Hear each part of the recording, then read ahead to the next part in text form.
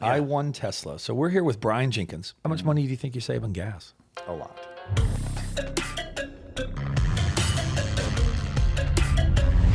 Let's get to it. What's going on, Brian? Not a whole lot. What's up, buddy? Thanks for having me here. Man, of course. You're amazing. Love you. Let's have a toast. We're going to drink a little bit of whiskey. All my really, really close friends get it. Well, I had a close friend on earlier, but it was 9:30 in the morning. So I had to wait till lunch. It's 12 o'clock, so we can have a sip. Yep. You know, something about just some good whiskey. Pretty good, huh? Whiskey for breakfast or Yeah. lunch, I guess. Yeah, lunch. A little sip here. Helps me talk better. So who am I talking to today? I'm Brian Jenkins from Brian Jenkins. from i1Tesla. Where are you from? Originally, I'm from Cleveland, Ohio. Cleveland, Ohio. Yeah. What made you move down here? The weather. The weather sucks up there. It does. I was there for 35 years, and I hated the winters. I hear that a lot. I wasn't in the lake effect area, but it sucks being 20 degrees for like 2 weeks straight. The snow doesn't melt. Here, we barely get snow. It's awesome. But we still have 4 seasons here, so I love it. You know, I had a friend of mine came from Vegas one time that works with me, and I said, why'd you move to Charlotte? You have 4 seasons. I'm from the South, right? I'm from here. I've been here since I was 4 years old, so I'm sitting here taking everything for granted, right? And I'm sitting here going, we have 4 seasons. I'm like, what do you mean 4 seasons? He goes, yeah, you have like a little bit of winter, spring, fall, summer. He's like, it's Vegas. And now that I've been to Vegas a few times, this is like 20-something years ago.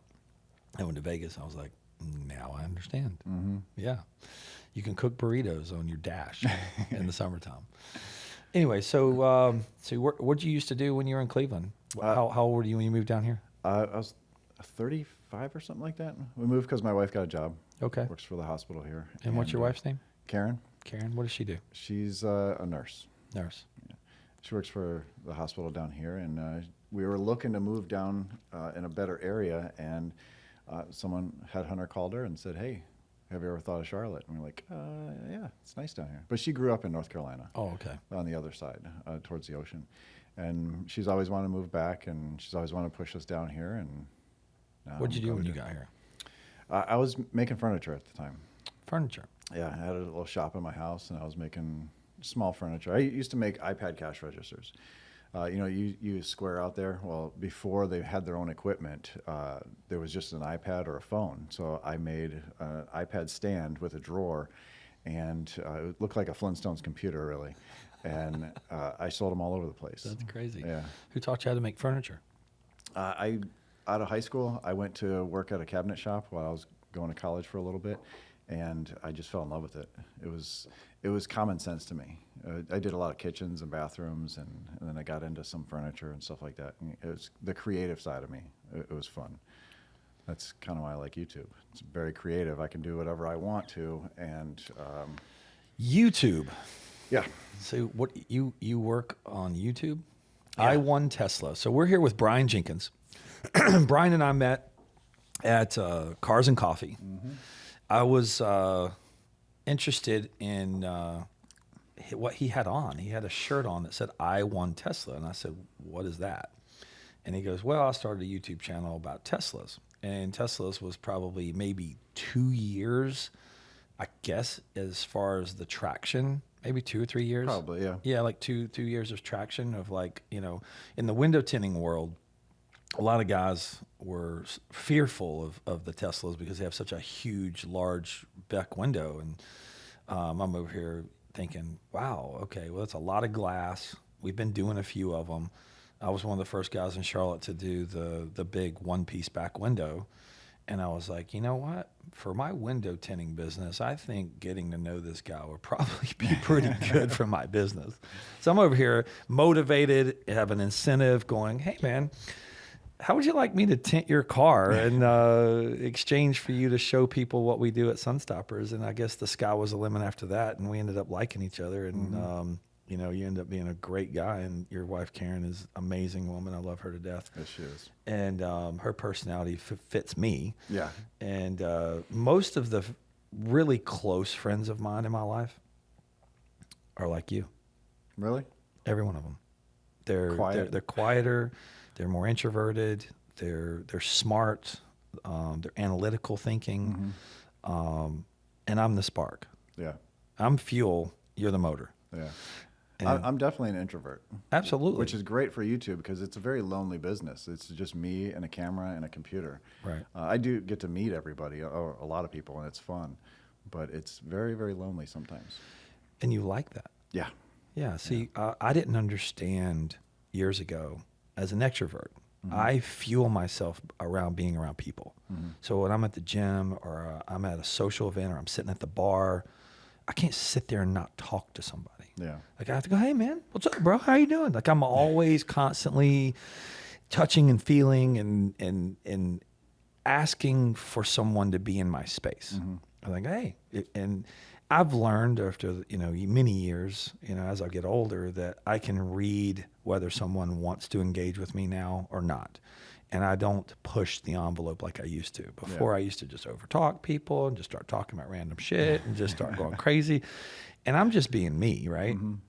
But as I get older and I've hung out with more introverts and I've hung out with people who are more analytical thinkers, I start to process going, okay, let me evaluate this person. Who are they? Let me read their personality a little bit more. And let me see if I pause and if they ask me a question or if they engage with me. I can get the topic started. I can get the conversation started. I can get the people warmed up. But then let me back off. And then let me wait and sit there and eat and have a drink and do whatever and see if they actually engage back with me. Yeah. And if they do, then I go, oh, it's going to be a great night. I'm going to sit there at the bar. I've got my new buddy. We sit here and talk for a while. It can be about anything. Yeah. I don't really care. I can talk about anything. So most of my really long-term friends have been introverted people because they like to be around me because I fuel them and I inspire them and they calm me down. Like guys, when I get around you, it's like, oh, what's up, man? I'm around my buddy Brian. What's up, man? You doing all right? Like, it's just soothing. I don't know why that is, but I feel soothing feelings. Like when I'm around you, I'm like, there's no anxiousness. I don't feel like I'm in a hurry. I don't feel like I'm trying to prove anything to you. I don't feel like I'm in competition with you. I don't feel like you and I don't have like-mindedness. I feel like whatever you say or whatever I say, we bring value to the table. Yeah.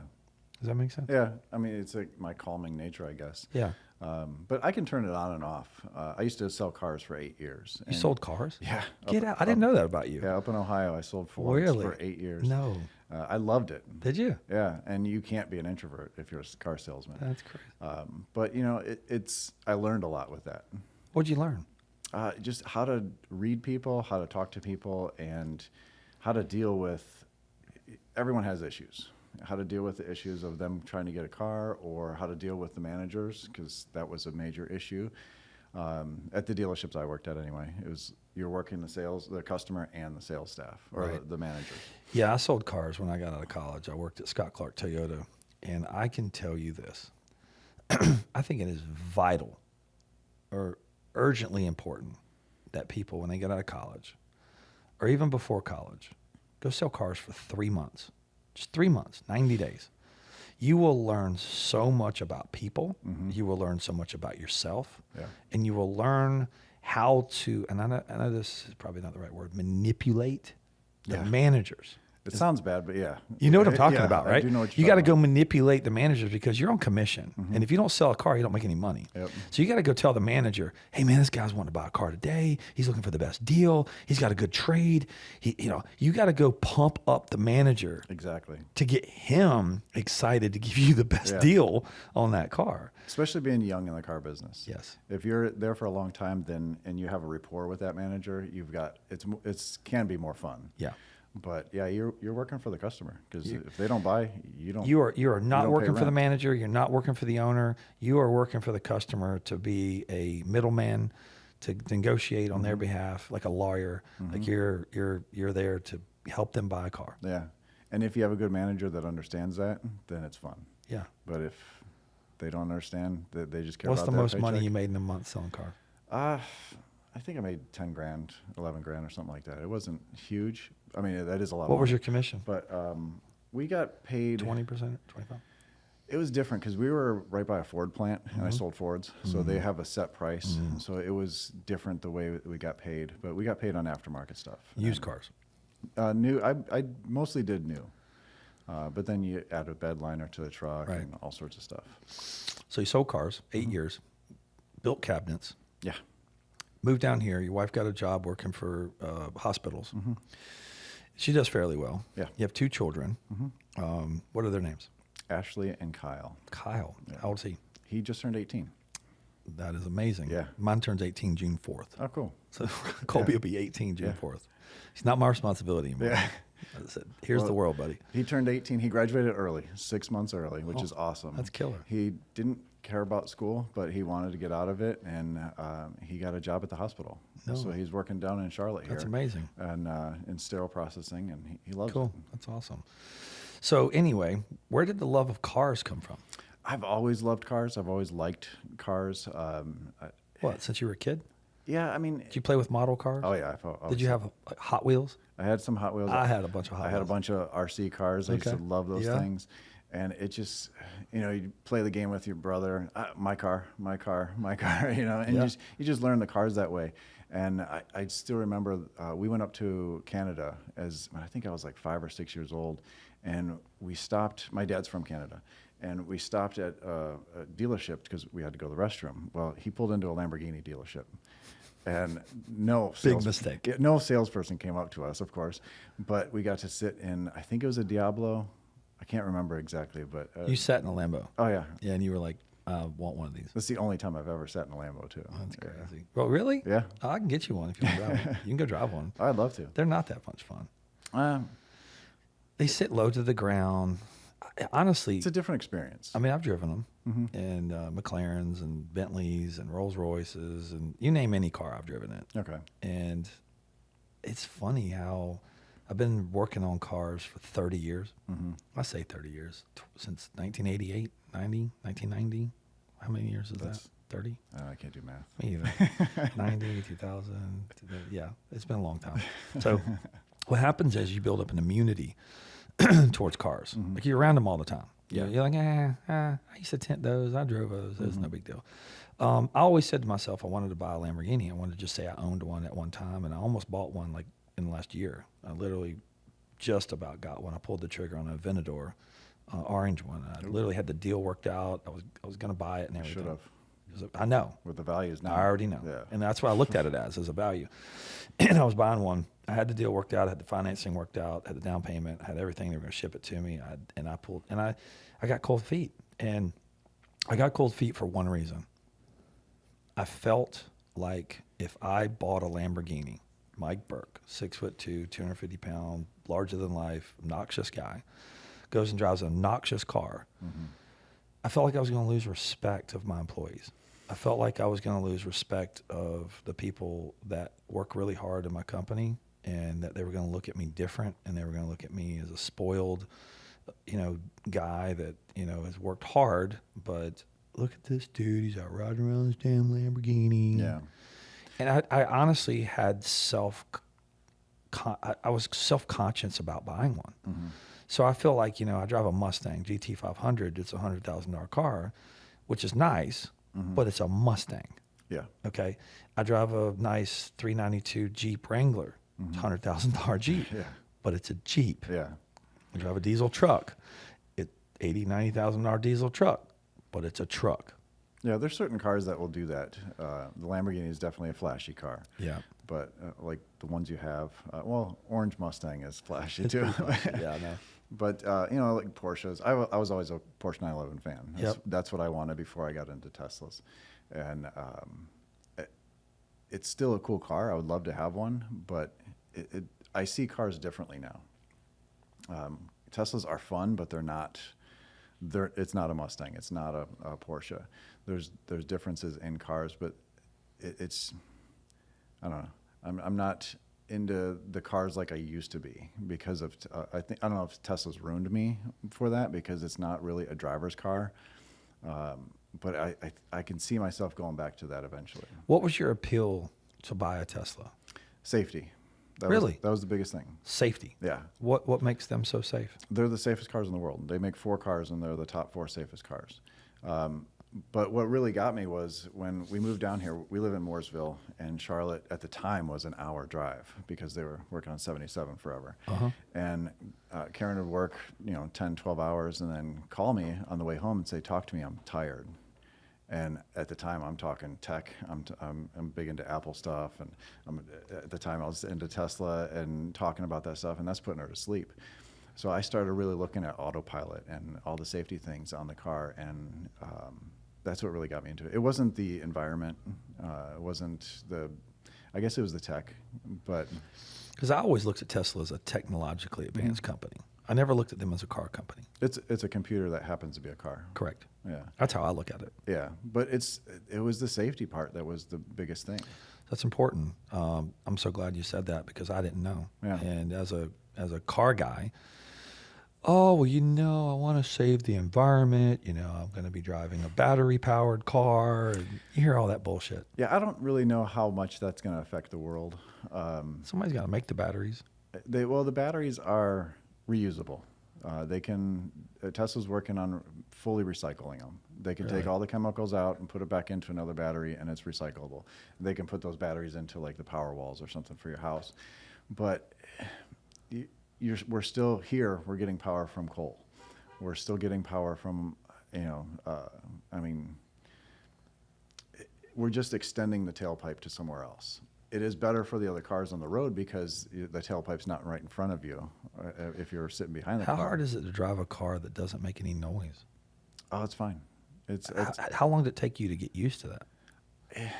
See, I like technology, so I was able to adapt fast. But now when I get into a car that's loud, it would be annoying after a while. Like driving your Mustang, if I had to drive that every day, it would be fun for a while, but then it would get annoying. I have the new Jeep you just saw, and it has an exhaust button. So I can hit a button and make the exhaust baffles open. Yeah. So it's like, whoa. And then I can hit the button. It goes, it gets quieter. Yeah. Neighborhood mode. Yeah. Morning mode. Yeah. And that's what we need to call it, morning mode. And so I was driving it down Independence with the exhaust open, I think. And I started hearing like an echo, like a whoa. And it would, and I'm sitting there and I turned the button off, and then I drove down the road, and I actually enjoyed riding it more with the button off, right?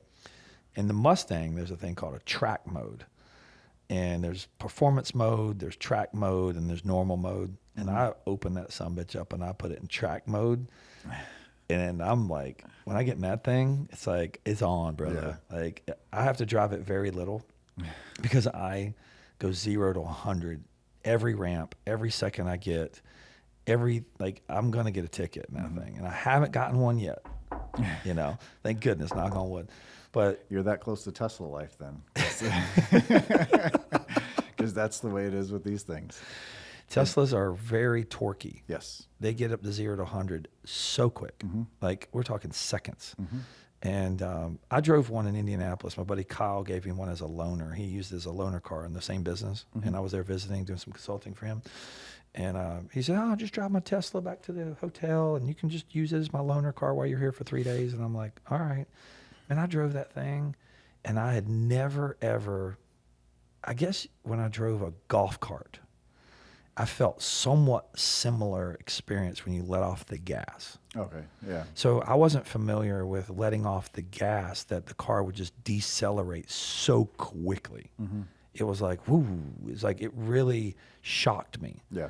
And then when I gave it gas, it was like I couldn't find that, what I consider the equilibrium of the sweet spot of driving the car. And it probably took me an hour before I acclimated to what was comfortable for me, because I did get a little bit of motion sickness in that car. Yeah. So I think it took me about an hour, but then once I got over that hour, I started to adapt to go, wow, I like this. Yeah. And I've been looking at buying a Tesla for the last 2 years, and I just haven't pulled the trigger on it. And now I wish I had, because I could probably sell the car and make some money, because they're so behind on cars. Yeah, used ones are going for more than new ones. I know, it's crazy. Yeah, I was going to sell my Model Y. I haven't told anybody, but I had an offer that was over sticker on my car. And I do have a lot of aftermarket on there, but A lot of people say that doesn't help the value at all. Sell it. But Buy something different. Buy Model X. Buy them. well, I've had them all, but I had the car's 2 years old with 40,000 miles on it, and I can get over a sticker for it, which is ridiculous. It just Order another one. I could, but then I'm enjoying that car. It's mine. I've done so much to it. Sell it. Order a new one. Yeah, but if you order one now, It's a year. I'm next year. It's a year. I can get it quicker just because I know people there, but and I did tell him yes, I was going to sell it, but my wife got rear-ended in Yeah. our Plaid Model S 2 weeks ago. Still, body shop still hasn't looked at it. It's gonna be a while. Yeah, it's going to be a long time. So I told the guy no because of that, because I need one for the channel, and I wanted something new because I've been 2 years old. So what was your first car when you were in high school? A Geo Prism. Wow. I bought from my dad that he A racked up. 3-liter. No, it was 4 liter. Was it? I know that a Geo made. 4-cylinder. I know Geo's made like a little 3-liter. Yeah, That thing got good gas mileage. yes. My dad. It was a Toyota, you know. I had to buy it from my dad.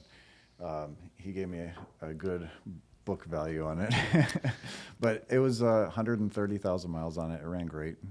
You know it was a Toyota, right? Yeah. Yeah, that's what people don't realize. Geo partnered with Chevy back in the day, and the Geos were solid because they were backed by Toyota. Yeah. It was It was a joint bulletproof. venture. It was a bulletproof car, Yeah, it was. as long as you change the oil. What was your next car? I think it was a truck. I had an old S10, Okay. regular cab S10. Like a 95? I think it was something like that, or 80, 97? 89 or something like that. Square body. Yeah. Yep. I ended up wrecking that and getting another one just like it. And then I got in the car business after that. And then I went through cars like crazy. You was candy. Yeah. I did the same. When Well, I was it's- selling cars, I had a new car every month. It's because you see people getting good deals, because they do. People do get good deals at dealerships.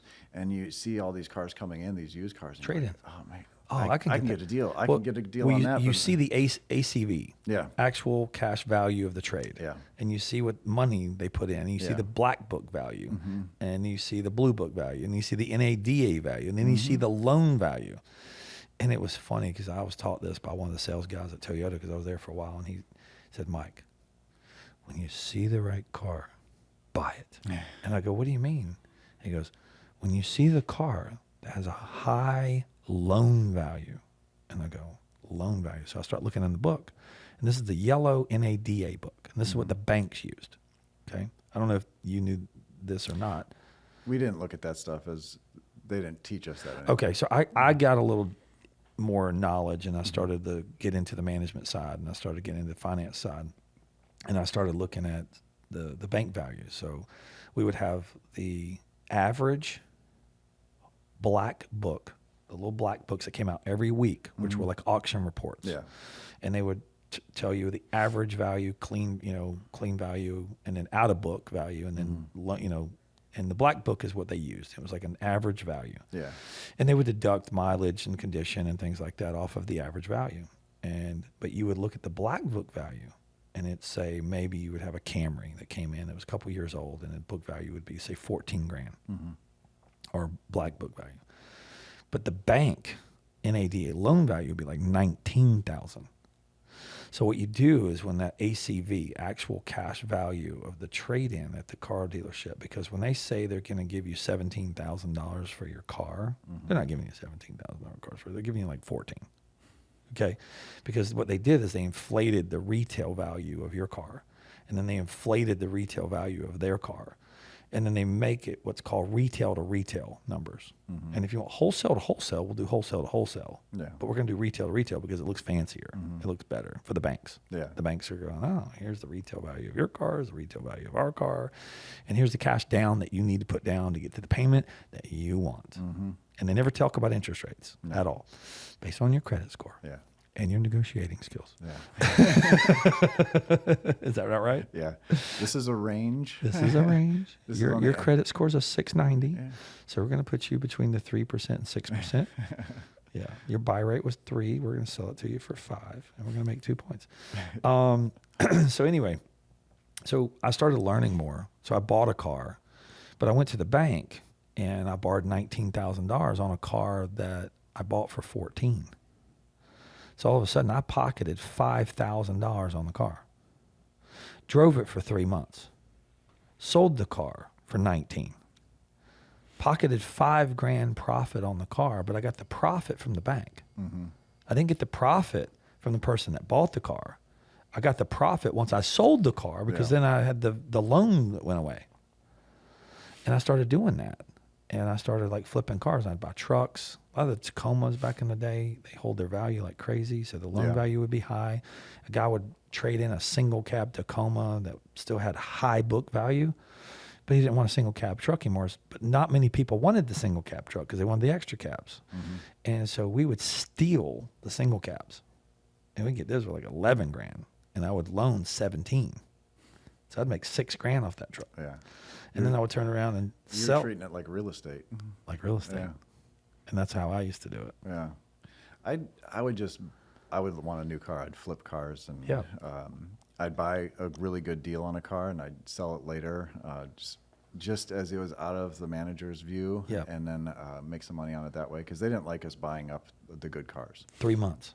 We had a 3-month thing. Oh, you couldn't buy a car like every 3 months. They would some let you cars they would make us do that, but I went through so many cars. It was ridiculous. I spent way too much on taxes for cars. I should have just stuck with one. Yep. Cars are not, well, right now they're a good investment. Yeah, exactly. But this bubble's going to burst too with cars eventually. It's going to be a while. I don't think Tesla might be immune to that for a while. But my parents just traded in, they had a 2015 CRV. They bought brand new for $23,000. They just traded it in with 40,000 miles on it and got 19 for it. Who is going to buy that for 23 again? Because they needed tires. It's going to go. Their dealership needs to make money on it.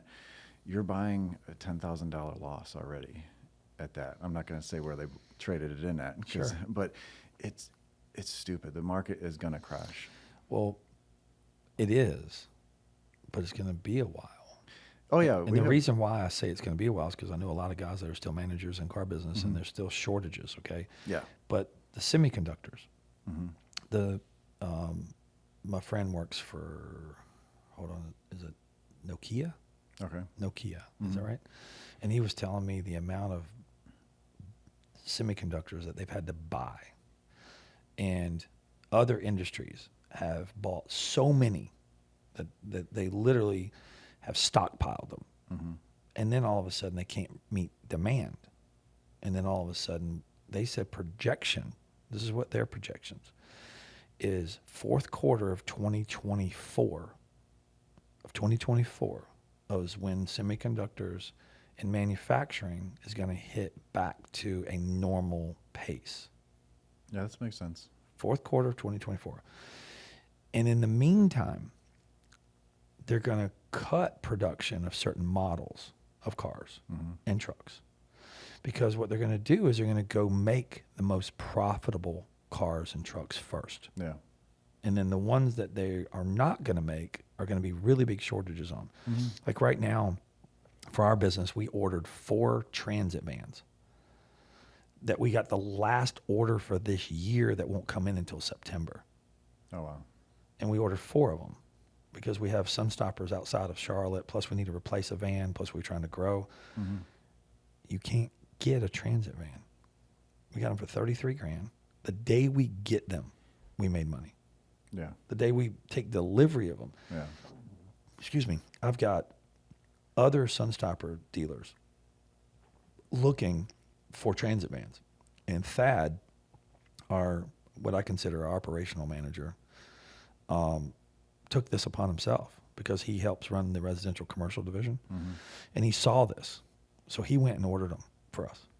And I just found out about it the other day. You just found out. Even though I own the company. Yeah. I'm like, thank you, Thad. I'm paying you well, huh? Good decision. Yeah. I think the bubble will burst eventually, but yeah, we do have time.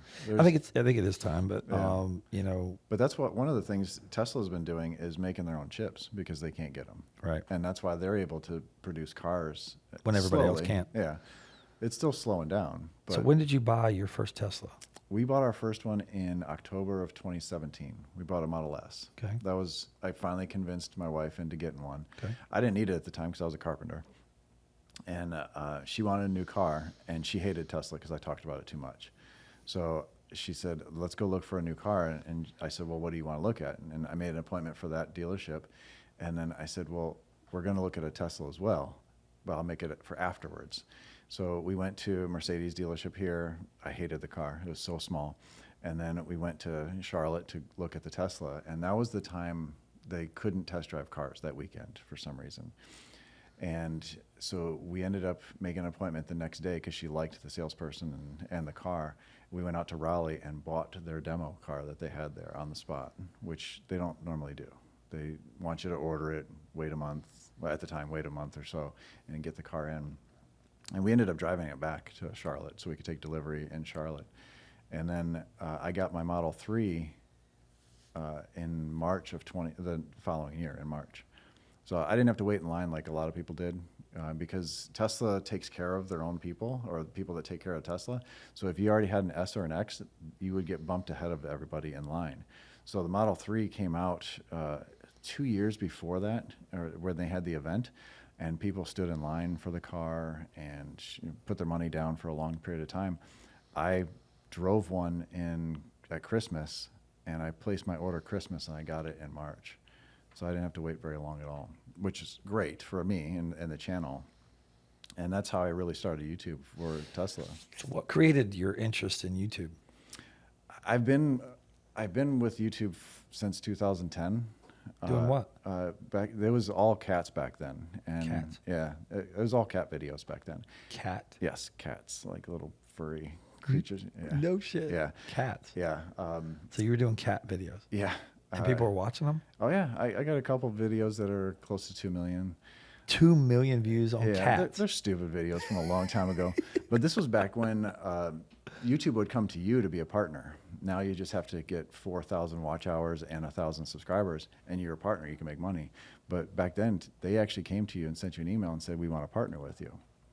So we've been making $100 every 3 months for years. But yeah, I made cat videos because we used to breed some cats and have some fun, some exotic cats. Yeah. Would have never guessed. Yeah, they're still on the channel, actually. I just changed the name. That's amazing. So you had the cat videos in 2010, and then 2017? 2017, I started making Tesla videos because there wasn't much out there. There weren't that many people, I guess, documenting things. And no one really cared about the S and the X because they were so expensive and people weren't really interested in it. Right. Everyone was waiting for the Model 3. So when I was getting mine in March, I kind of figured it was going to be around March time, from what Tesla was saying.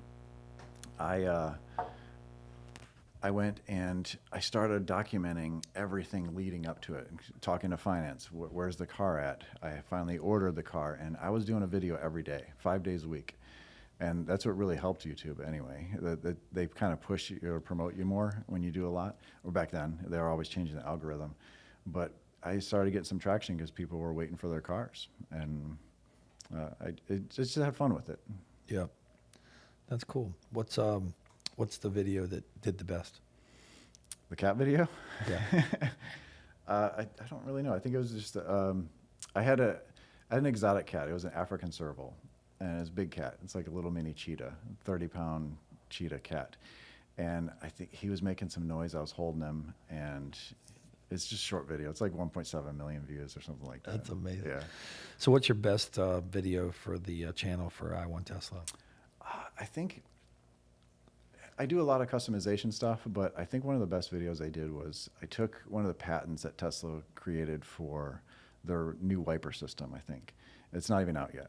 And I kind of made a mock-up of cardboard and wood, and I kind of just geeked out over, just put the camera on there and just said, this is what looks like the wipers would work, and let's just kind of walked through it, talked with it, and because there's a lot of engineers that are Tesla owners, and so a lot of comments from that, and just having fun with it. That's cool. My channel is not news related for Tesla. How many videos have you created? Oh, jeez, I don't even know. I couldn't even. How many do a week? Now I don't do as many. I was doing 5 days a week for a very long time. So you did 5 videos, one a day. Yep. One a day. Monday through Friday. For I was years. posting a video for a long time, for probably a year and a half.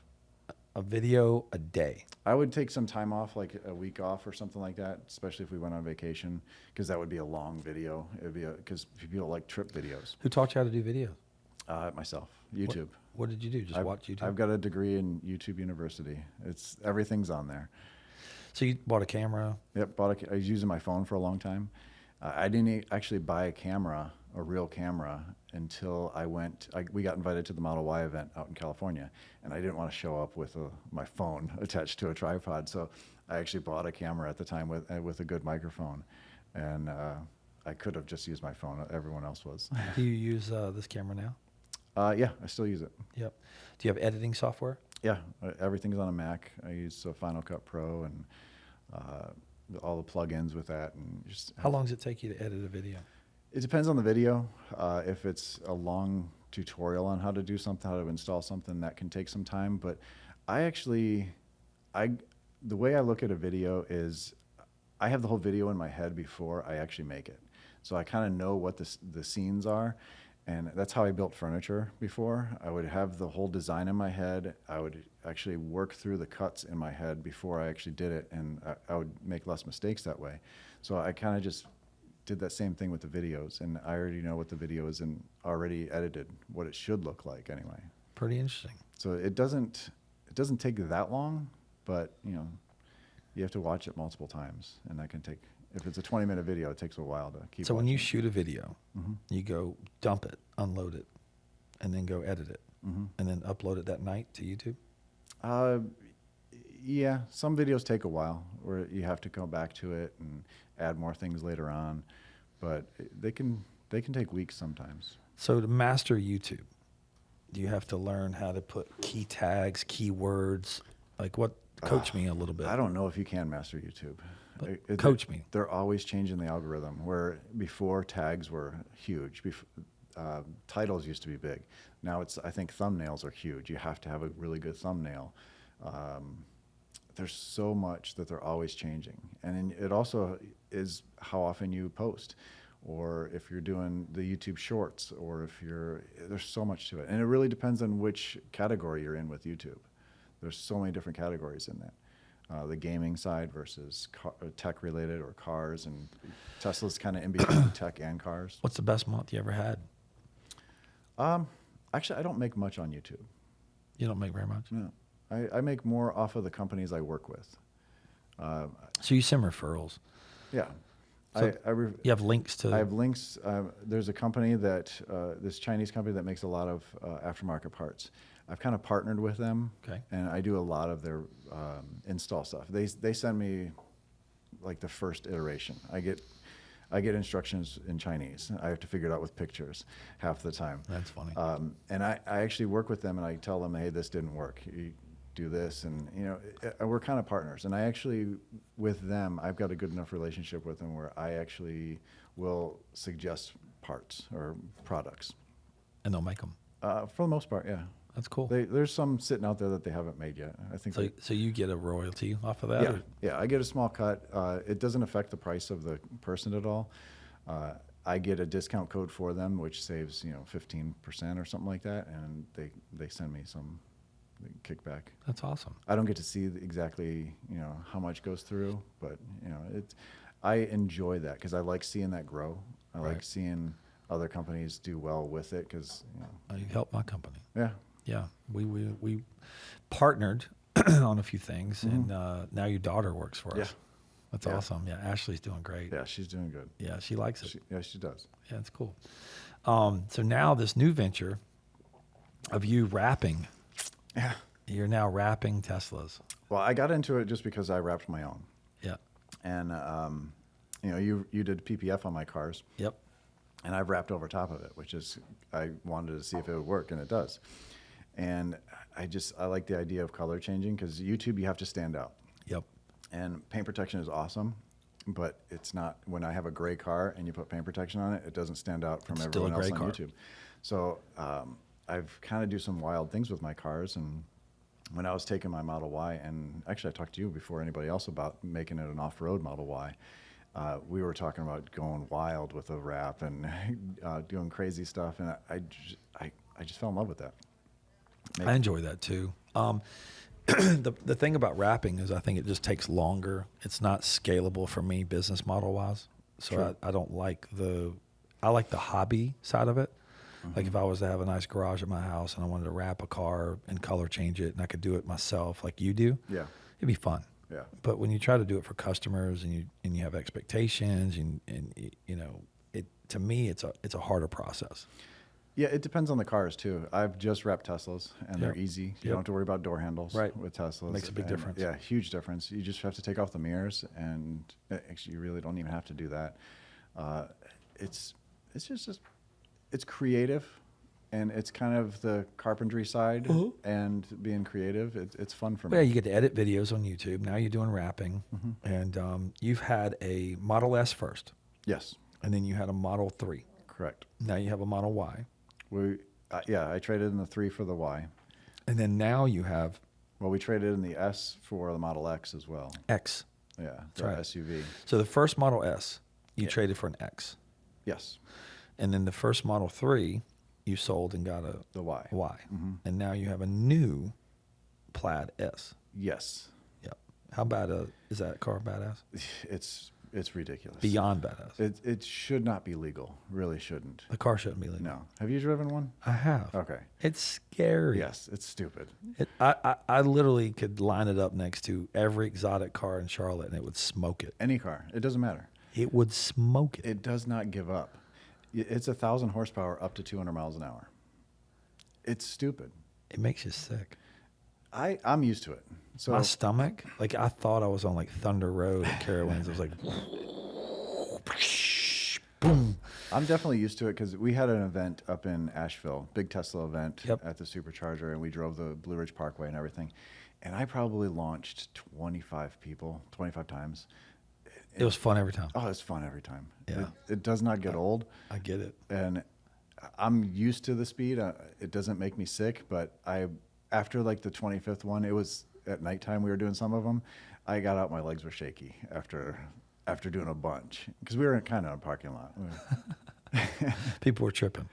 Yeah, it is How fast did it run the battery down? actually not too bad. Each run, I went pretty fast. It got up to 90 each time, and I think I'd use a couple miles each time. So it wasn't bad. How many miles can you get out of a charge? On a Plaid Model S is 300? 340, 350. How about the X? The X it's a heavier vehicle, and it's not aerodynamic at all, so you get a lot less. The best car is the Model 3. The Model 3 is the shit. Yeah. Performance Model 3. If you want a track fun car that you can drive every day, the Model 3 Performance is perfect. If you have a family, the Model Y is the best car for that because there's way more room. There's twice the storage. If you have car seats, The Y and the 3, what's the longest charge they get? I think 330. I think is what it is now, but they're coming out with new batteries. That's what they're making in Texas, and they're supposed to be charged super fast, go even farther. I mean, they're still testing them. So it'll be out next year. supercharger. Everybody says supercharger. I gotta go to the supercharger. Yeah. So what's a supercharger? I don't know. I don't own a Tesla. So when you say I got to go to the supercharger today, I got to put some high octane fuel in my car. What does supercharger Electrons. mean? Basically, it is a very high-powered extension cord. High-powered. It's our gas stations. Really. It's your big gas station. Yes, and they're set up on the highways so you can travel all over the place. And I have. They're How far everywhere. apart are they? They're typically like 100 to 150 miles apart from each other. That's a lot. Yeah, it is a lot. But when you're going on a trip, I've gone to California a few times. I took a trip up to Montana and down Utah and back home. And you had no problem? No problems at all. How long are you sitting there? 20 minutes? On my trip to California, I think my average stop was 12, 13 minutes. On a supercharger? Yeah. And how fast can you get it charged? When you get to the charger, you look to see how far the next one is. because the battery is like this glass. So you can fill it up fast in the beginning, but as you get closer to the top, you have to slow down. Otherwise, you're going to overflow it or make a mess. So the battery's the same way. So you can fill up the first half a lot quicker. So you really want to maximize that, and then You want to to reduce the battery down to like 10%, like 5%. Yes, 5% is perfect. Okay, 5 to 10%, and then you want to build it back up to like 60, 70%. Yeah, whatever you need to get to the next one. Gotcha. And then it can charge at 250 kilowatts, which is about 1,000 miles per hour, but it's going to taper. So it really, you're going to get enough in. So if you wanted to go to a minutes. supercharger, you need 100 miles, 10 minutes. Yeah, yeah. By the That time, about right? Yeah, by the time you go find a restroom and come back, you're done. That's crazy. And it's just going to get faster. Because I go pump gas. I go inside, I pee, I get a water, get some snacks or something. I walk back outside. It's 10, 15 minutes. Yeah, it's not much different. I may have to wait a little longer. So it does take longer to go on trips. Right. But with the car driving itself, you're stopping to rest in that period. You don't feel beat up at all, Right. and it's not that bad. It really isn't. That's crazy. I've been all over the place, and I don't have full self-driving. I just use the free Autopilot that Tesla gives to the cars. Free Autopilot. Yeah, it's basically adaptive cruise control, and you probably have that on the Jeep or something like that, where it'll stay a distance in front with the car in between. But Is that what that's called? Yeah. Adaptive cruise control? yes, and then with the cameras around the car, it's going to be rock solid, staying centered in the lane for you, and you just have to pay attention. Have you ever had Autopilot on any of the cars? Yeah, it comes with the car for free. Autopilot? Yeah. No, I'm talking about the auto self-driving. Yeah, that's Autopilot, where it'll stay in the lanes and it'll stay a good distance between No, you. what's self-driving? Well, the full self-driving. Yeah, you had that on the Model 3. I had that on the Model X. I don't think it's useful. Not worth 10 grand, is it? It's 12 grand now. I don't think it's useful yet. I mean, $12,000 Yeah. to sit back and let the car drive. it's really just for city streets right now, and it's in a beta program, so it's not really available. It's not worth 12 grand. No. And you could upgrade it down the road. Yes, it's just software, so you can buy it at any point in time. You can pay monthly for it. It's like $200 a month, or you can pay 12 grand. And it will be good for people in the future, but right now, it's like a drunk 16-year-old driving, maybe 17-year-old right now. There's so many variables that I think people really should be driving in the city. Right. On the highway, I think Tesla should focus more on the highway. If you're a first-time Tesla buyer and you're a family of, you have 2 kids, wife, husband's got an SUV, mom's driving an SUV, and they want to buy a Tesla. What do you buy? Model Y. Model Y. Family. You have a single guy, has a Camry, and he wants to trade out of it, buy a Model 3. Depends how good his job is, yeah. Yeah. Yeah, Model 3 performance, or if you can swing it, a Plaid Model S. Who buys a Model S? Like, who's the client? Like, if you're Tesla, who are you appealing to? You're a 40-year-old that wants a Porsche that says, hey, I want something sleek and sporty and sexy. Yeah, a tech person that has a good job, because these cars are not cheap, and someone that wants to have a little bit of fun. So the Drive Tesla fast. Model S is $100K? The long range, yes. About 100 to 105, I think it is. Okay. They keep going up. The Plaid Model S starts at, I think, 130. 130. Is that what you paid for yours? No, What did you get yours for? I got mine for 119. Before they went up? Before they went up, and I ordered one before they had their Plaid event. I knew they were going to do something, and just being in the Tesla community, I knew they would do something. So I ordered a performance Model S before the event, and because always in the past they've always honored that price. Well, they didn't this time, because they said we don't make a performance, we make a Plaid, but they still gave me $2 grand off the price. Plus, I got it before all the price hikes and everything. So That's good. Before you wrecked it, you could have made some money. Yeah, I could have. Well, I might. If it's totaled, then it's valued at the same car as 135 right now. You think they'll total it? No. Which is crazy, because my wife was stopped, and the car hit her. She didn't even hit the brakes. The car that hit her was doing 50 miles an hour. Her car's totaled. It was a little Toyota Camry. she must have been on the phone or something, but when you see the damage, it's not that much. It doesn't look like it anyway, but the quarter panel is kind of pushed into the door. The adjuster said, without looking at it really, he said the battery would have to be compromised for it to be totaled. And I'd rather it be totaled. I don't want a car that's been hit at 50 miles an hour. They can fix it. They can stretch it back out and fix it, but I don't know. It's not going to be the same. I agree. Hopefully this person had good insurance. Yes, they do. Good. They do. So we're good. Her dad did, yeah. That's awesome. Which is good because Karen got hurt. My wife got whiplash, and she's still banged up a little bit. That's why you have insurance. Mm-hmm. Especially. But if that car is one of the safest cars, if she was driving a she'd be cheaper car, destroyed. she would have gone. How much worse would she have been? Oh yeah, she would. Plus the car is heavy. It's almost 5,000 pounds. So the car that hit her was a lot less, and she could have been propelled into the car in front of her. I mean, so if you're looking to buy a Tesla, yeah, the number one reason you should buy a Tesla is tech and I say safety. Safety. Mm-hmm. Yeah. That's it. Safety. And there's compromises with it, just because it does take longer to get places. But the best thing is, first you don't go to a gas station, but you plug it in at home, so you don't really have to go to those chargers. It's like at night. You plug it in your iPhone. You wake up in the morning. Exactly. Boom, charge. Let's go. You charge it to 80-90% every day. How much money do you think you save on gas? A lot. To fully charge my car, it's a 75 kilowatt battery. So that's only at home. It's only $7.50 to do 260 miles. What's that cost in gas? In gas, I don't even know. You get Micah, what's 260 times what is gas now? 420. 420 a gallon. So it's going to be a lot more. Yeah. So Tesla stock, I'm not saying stock, but the value of owning a Tesla now has increased. Now, let me ask you this. Do you think there's an abundance of gas and fuel that's still readily available across the world? Yes. Do you think that it's artificially inflated? Yes. I do too. Yeah. I think they did it on purpose. I think they're pushing this electric car thing. They are. But why? Why do you think they're pushing electric cars? Tell me the real reason.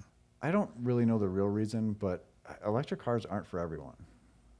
There's certain people, if you drive more than 250, 300 miles a day, if you're a traveling salesperson, you can't have one of these. Right. You're gonna waste time at chargers where you can't make that sale or something like that. Or someone that has a farm or something, you need a truck. What was the math? It was 260 times 420. 420 a gallon, or divided by, actually, whatever that would be. I guess we have to know the miles per gallon.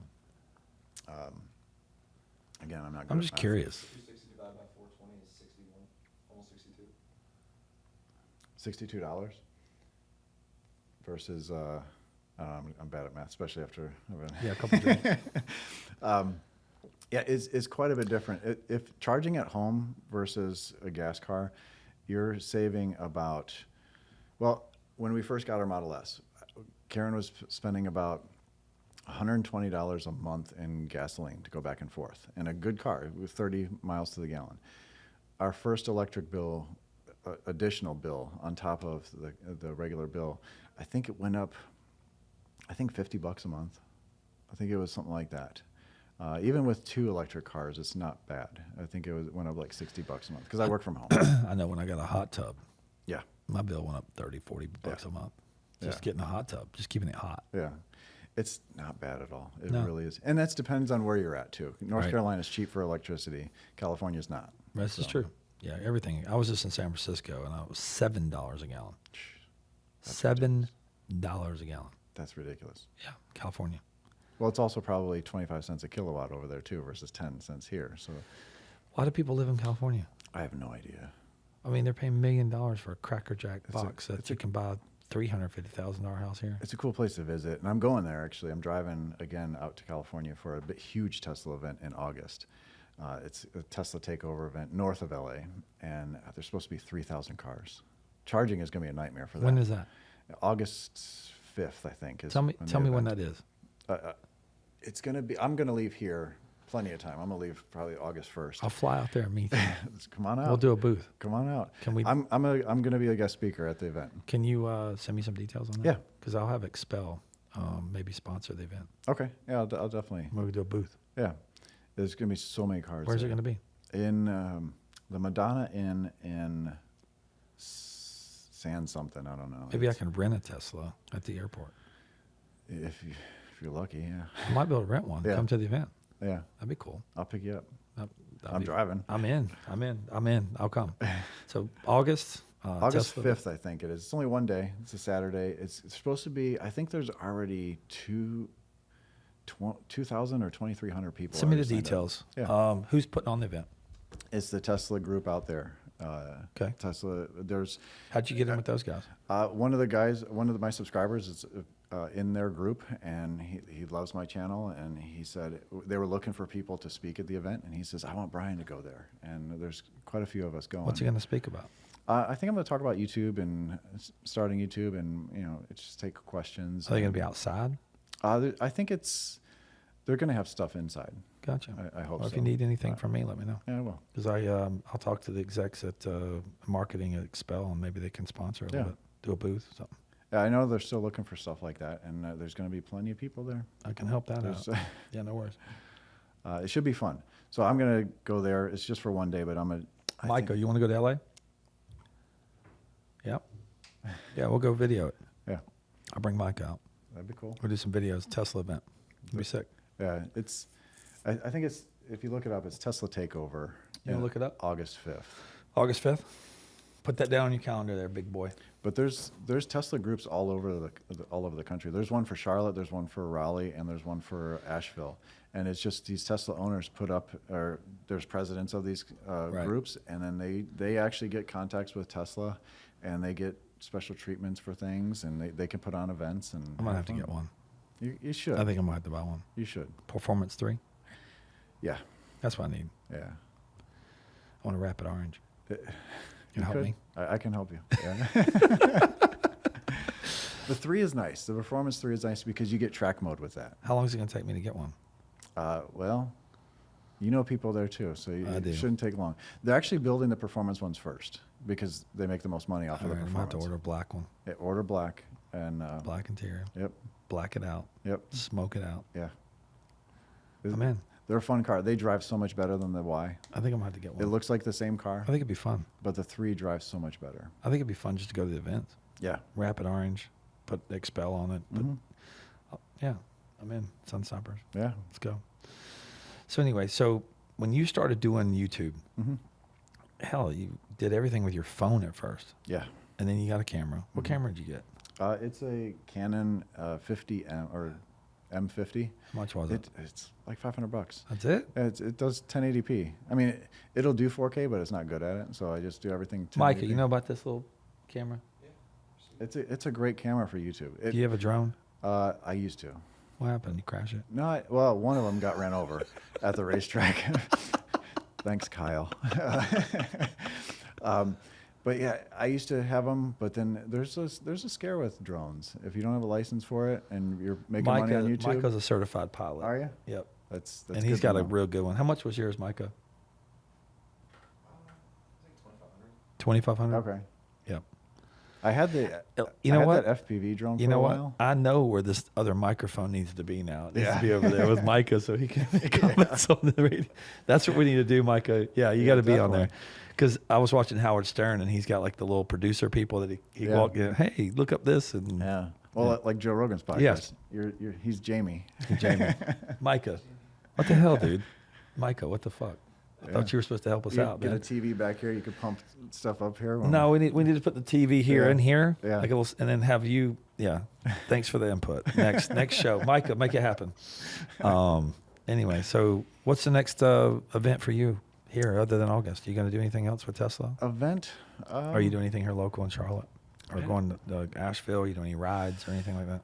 I don't know locally. I used to go to the Cars and Coffee quite a bit. I don't do that anymore. I don't do it anymore. It's The same people are always well, there. it's so far. I mean, for me, it's a drive. I'm Yep. up in Mooresville, and they start so early. I don't know why. 7:00. That's like, It's ridiculous. bro, start at 9. Yeah, Come on. let's do evening Cars and Coffee. No shit. Yeah, it's Well, let's do I don't cars understand. and whiskey. Yeah. I don't know if that goes together. But yeah, they should do events later Yeah. on. But yeah, I do want to do some more events, some drives. I want to get into some rallies, Yep. do some long drives. Yep. Especially with, some of these cars coming out, like the Roadster coming out. There's quite a few people that are getting them. Tell me about a Roadster. What is a Roadster? Is that a Plaid It's Model a- S like track car? Like is like an F1? I think right now it's a mythical creature. They're not making them, are they? They are. When? They're supposed to go into production next year, and they've said that every single year. But they've been waiting for these new batteries that they're actually testing now. That's what they're making. What in is the new Texas. battery? It's a huge battery. It's about the size of this, and it's just you can dump more power into it faster and out of it. So the Roadster is a two-door, basically Plaid Model S that will do 0 to 60 in 1.5 seconds. well, they're going to have two versions of it. Probably 1.8, 1.9, because that's what the Plaid Model S does right now. But they're also going to have a SpaceX package, which has rocket thrusters, cold air thrusters that will do probably 1.1 seconds 0 to 60. It sounds stupid. That is like Mach 2. Yeah, actually Mach 3. Or not Mach 3, but it's 3 Gs of force. Is So that Mach 2? I don't know what that is. Micah, what is Mach 2 in G's? They're going to have two in the back, two thrusters in the back, two up front and on the sides and underneath it. So the car will be able to hover. Hover. It only takes 3 Gs of power for the car to hover for a little bit, but it's really going to be for taking Back off. to the future. Yeah, exactly. For braking and for cornering.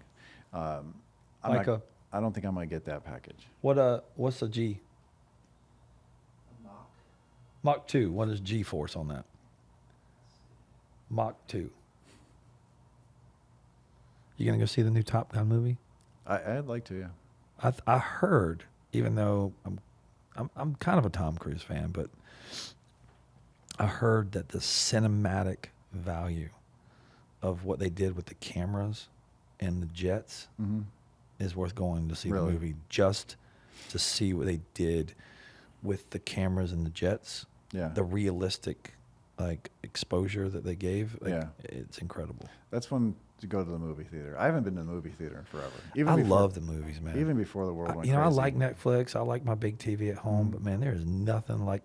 I can make popcorn every day of the week, and it still doesn't taste like the movie theaters. You know what I mean? Yeah. And I love to go get a Coca-Cola Icy at 7-Eleven, but it still doesn't taste like the one in the movie theaters, man. I don't know why. I haven't been, probably because I'm 6'5", so I don't fit in those seats really well. It's not comfortable for me for a Right. long time. But my wife went not that long ago with her mom to the movie theater, and she took a picture. And there's Lazy Boys set up there. I'm like, There's "What? everything's That's recliners, ridiculous." lazy boys. Yeah. Yeah. I'll go to that. You know the world of US, man. We're fat. Yeah. Popcorn, ice cream. Yeah. We're sitting there eating cake and cookies Yeah. at the movies, man. Mike, did you find anything out? Mach 1's 53. 53 Gs? Oh, gee. Wow, that's crazy. Yeah.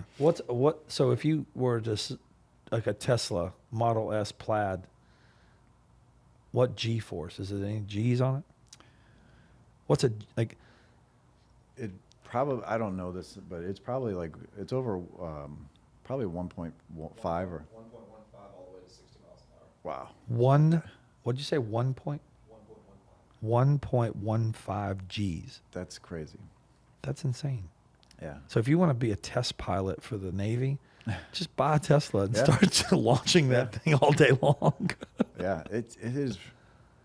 Yeah, the car is ridiculous. That's stupid. I do want to enter that car as long as it drives good after getting fixed. I do want to enter some standing half-mile runs once they Why unlock. don't you go down the four-way drag strip over here in Charlotte? Well, that's quarter mile. I'd like to do a half mile where you can get up to top speed. I think that'd Quarter be fun. mile still like 150. Yeah, well, right now the car's maxed out at 175, but I think in the quarter mile it'll do 9.2 at 156 or something Yep, like that, 150. which is ridiculous. I did my Mustang. Did you? Quarter mile. Awesome. I Yeah. got 0.003 reaction time, Oh, that's very good. which I was happy. That's very good. And I think I did 147 miles an hour, Wow. which was pretty good. Yeah. I got the little ticket. They gave me like a printout. Yeah. I was like, I did really good. I can't drive worth shit on the road course. Yeah. I got sick. I literally was like last Wow. place. I love that. You do? Oh yeah, I love Oh it. my God, dude. I went and did the road course thing when I did the track day when I got my Mustang. Yeah. Drag racing, I got down pat, bro. Like floor it, get it, reaction, just go. keep it straight. Launch, keep a straight line, hold on, death grip. Got it. Check. I go do the road course, man. I literally, the instructor, when we come back in, he's like, "You okay?" And I'm like, "Bro, like I'm dizzy, I'm motion sickness. That bank, I was doing like 130, and I thought I was gonna puke. Yeah. And like I was like that. Those banks are scary. They're scary, man. I have a lot. Like when I left that driving school, I had so much more respect for a NASCAR Yeah. driver.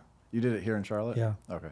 I haven't been to this track, but I went to a track north of Raleigh. My friend owned part of a track, and we had some Tesla events out there. And it's just flat. It's like a test track. Right. And I put a lot of miles on that on my Model 3. That's fun because Model 3, I had the long range rear wheel drive. It's not a performance. You can go flat out on that pretty much the whole time, and you really learn a lot about the car. But when I went out to California, I went to a racetrack in this big YouTube event thing, and it was on a bank, and it was scary. And I couldn't believe how fast some of those cars were going on the bank. And I think I maxed out at like 127 on the bank, and 911's flying by me at 140. I was scared. Yeah. I was in their GT500, not mine. I was Yeah. in like their car, and Yeah. I'm over here like death gripping, and all the guy kept telling me was, "Look up, look up." I'm like, "Look where you want to go," and I'm like, "But I'm right here on this thing." It's like, I'm gonna hit the wall. Like, I'm scared. Where's the bathroom? I need to look at that. oh shit! I was Ricky Bobby after he had his wreck. Yeah. You know, you saw that movie? Yeah. Yeah, I Yeah. was out there seeing. I'm on fire. I just watched that a couple weeks ago. I look like a tough guy, but I get on a racetrack and I'm like puking and shit. I'm like, screw that.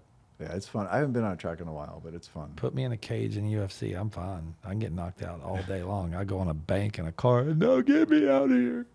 Yeah, we had at the Tesla event, we had people that had never been on a track before. Yep. And we'd take them on drives, and we'd have to stop because people puked. Yeah. People would- I can totally see it. One lady got out of the car and just started walking. She's like, "I'm done." I know. I know now. Like you don't realize that shit until Yeah. you go out there. It's crazy. Anyway, so Tesla, your love of Tesla, where did this come from? Like you just decided one day I'm gonna fucking do a YouTube channel called Tesla, i1Tesla. Where did i1 come from? It was back when my wife was not into Tesla, and I kept talking to her about it for a long time about getting a car. Yep. And after a while, we got one, so I won. Oh, And ding, ding, ding, ding, ding. I won. yeah. Plus, Dude, that's badass. I love that shit. Holy. Hey, honey, I won. That's super cool. I didn't know that. yeah. I've known you for 4 years. I did not know that. yeah. Plus, it's on my license plate, and so when I won. beat somebody, it's I won. I won. Yeah. I love it. That's super cool. That's a badass name. So your license plate says I won? It's i1Tesla. Yeah. That's cool. Your YouTube channel is i1Tesla.com. Yep. How about Instagram? Same thing? Same thing. Everything's the same. Everything's just i1Tesla. Well, that's crazy. Yeah. And Karen supports all this now? Yeah. She likes it. At first, she thought it was weird. Yep. You know, people knowing quite a bit about me, and because I don't blur out my address all the time, and some people know where I live, and some people have shown up and stuff, and they're all cool. Yeah. But yeah, she likes it. She doesn't like to be in the videos. Do you do your own meetup groups or anything? I haven't. Why don't you start your own club? I take that back. When I've gone on drives by myself out to California, Start your own club. I would say when I'm going to be at. Why don't you start the Superchargers. i1Tesla club on Facebook or something? I could. Actually, we do have our own Facebook page. But just start your own club. Like What?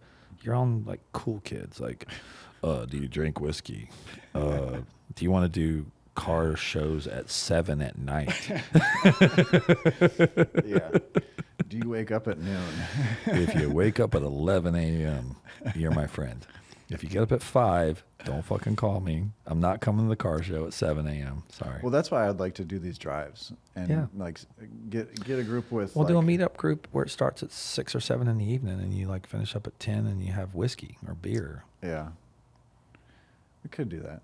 There's Yeah. a lot of I will red come. tape with that. In the passenger seat and I will bring the whiskey. Yeah. That I'm good with. That would be fun either way. But I'd like to do a drive to go to Miami. Miami? And do like a long drive with like 10 people Let's go. or 12 people. And Can I bring my Mustang? you can. Yeah. You'll beat us because we have to charge. No, I don't know. That thing gets like 10 miles a gallon, bro. Y'all be like, Maybe not. y'all be doing 300 miles. I'll be like, I'll catch up with you. I got to go get gas. No, that thing is, I literally went to the mountains. I did a drive with some friends up in the mountains one time in my Mustang, and we had to stop and get gas a lot. Like a lot. Like way more than you would think. Yeah. Like 100 miles. You had to go get gas. It's crazy. I watched some of these rallies with, like right now, I think Gold Rush or Gold Rush. Gumball's going on right now. And they're stopping at gas stations all the time because you get what on these Lamborghinis, 8 miles, like that 6. Lamborghini you were going to get, you can get like 150 miles to a tank. Not even. And so there is. I think mine's 120. There was a rally that someone had their Plaid, and he would, by going off to the supercharger, he was still staying with everybody because of the range of the car, and you're only doing what 300 miles a day. We averaged speed. I think we were doing 120. Okay. We averaged 120. I think on the ride. Yeah. Between 100 and 120. You will get less range in a electric car too doing that. Yeah. Anything over 70, it really kills your range. I went from 12 miles to the gallon to 8. Yeah. Like it. Yeah. You're paying a lot of money. Yeah. I don't do those very often. But I'll Sunday morning, I'll go out and get some coffee or something in the Mustang. I'll go out and ride around for an hour and come back. Yeah. Like, all right, have my fun. No tickets. I'm good. No tickets is good. How many tickets you had? When I was a kid, way too many. There was a scare there where they were going to take my license away. But now, I think the last ticket I had was on my trip out to California in Louisiana. Don't speed through Louisiana. Louisiana. Oh. Hey, you guys, y'all want to eat that? You gotta get some crawdads or crawfish or something. He picked me out of the crowd. We were all doing 80, and my car had the stripes on the side. Yep. He picked me out, and then he pulls me over, and he's asking about the computer hovering in the center screen, and I thought we were going to be friends. You know, I'm telling him all about Tesla. He comes back with a ticket. I'm like, really? What an ass. Was he a hillbilly? Sorta. Yeah. Country boy. Yeah. I'm from Louisiana. Yeah. What's this Tesla that you driving around Yeah. here, man? I was in the middle of the pack too, and Were you? he got right behind me. I'm about to do a video. I have a character called Bubba, Yeah. and I'm about to do a video at my friend's house who has a Lamborghini, and he has a $2 million house, and I'm gonna drive my C10 pickup, and I'm gonna have my old trash can full of tent in the back, and then we're gonna have a drone.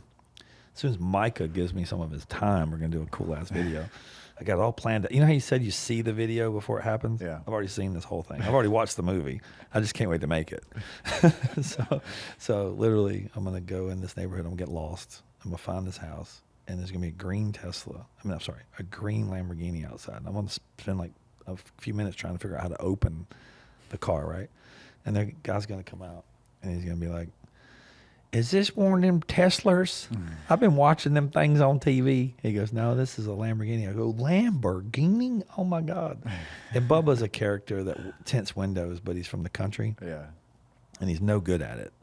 But he gets recycled window tint out of, like, the trash cans of other tint companies. And he's their Craigslist, $89.99, show up at your house and tint your car guy.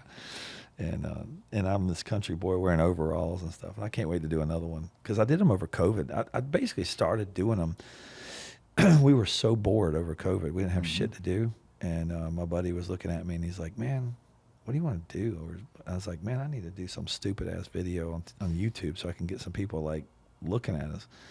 And the tent, was a Tiger King was real popular. And the guy goes, man, why don't you be the tent king? And go out there, and I was like, all right. So I started doing it, and it was stupid. But a lot of people look at it as, like, back in the day, it's like they look at me as, like, the founder of, like, the funny, stupid video, you know? And so I feel like I got to do another one just to, like, keep up with it, you know? Yeah, I saw those. Those are funny. You need to do one, a funny video.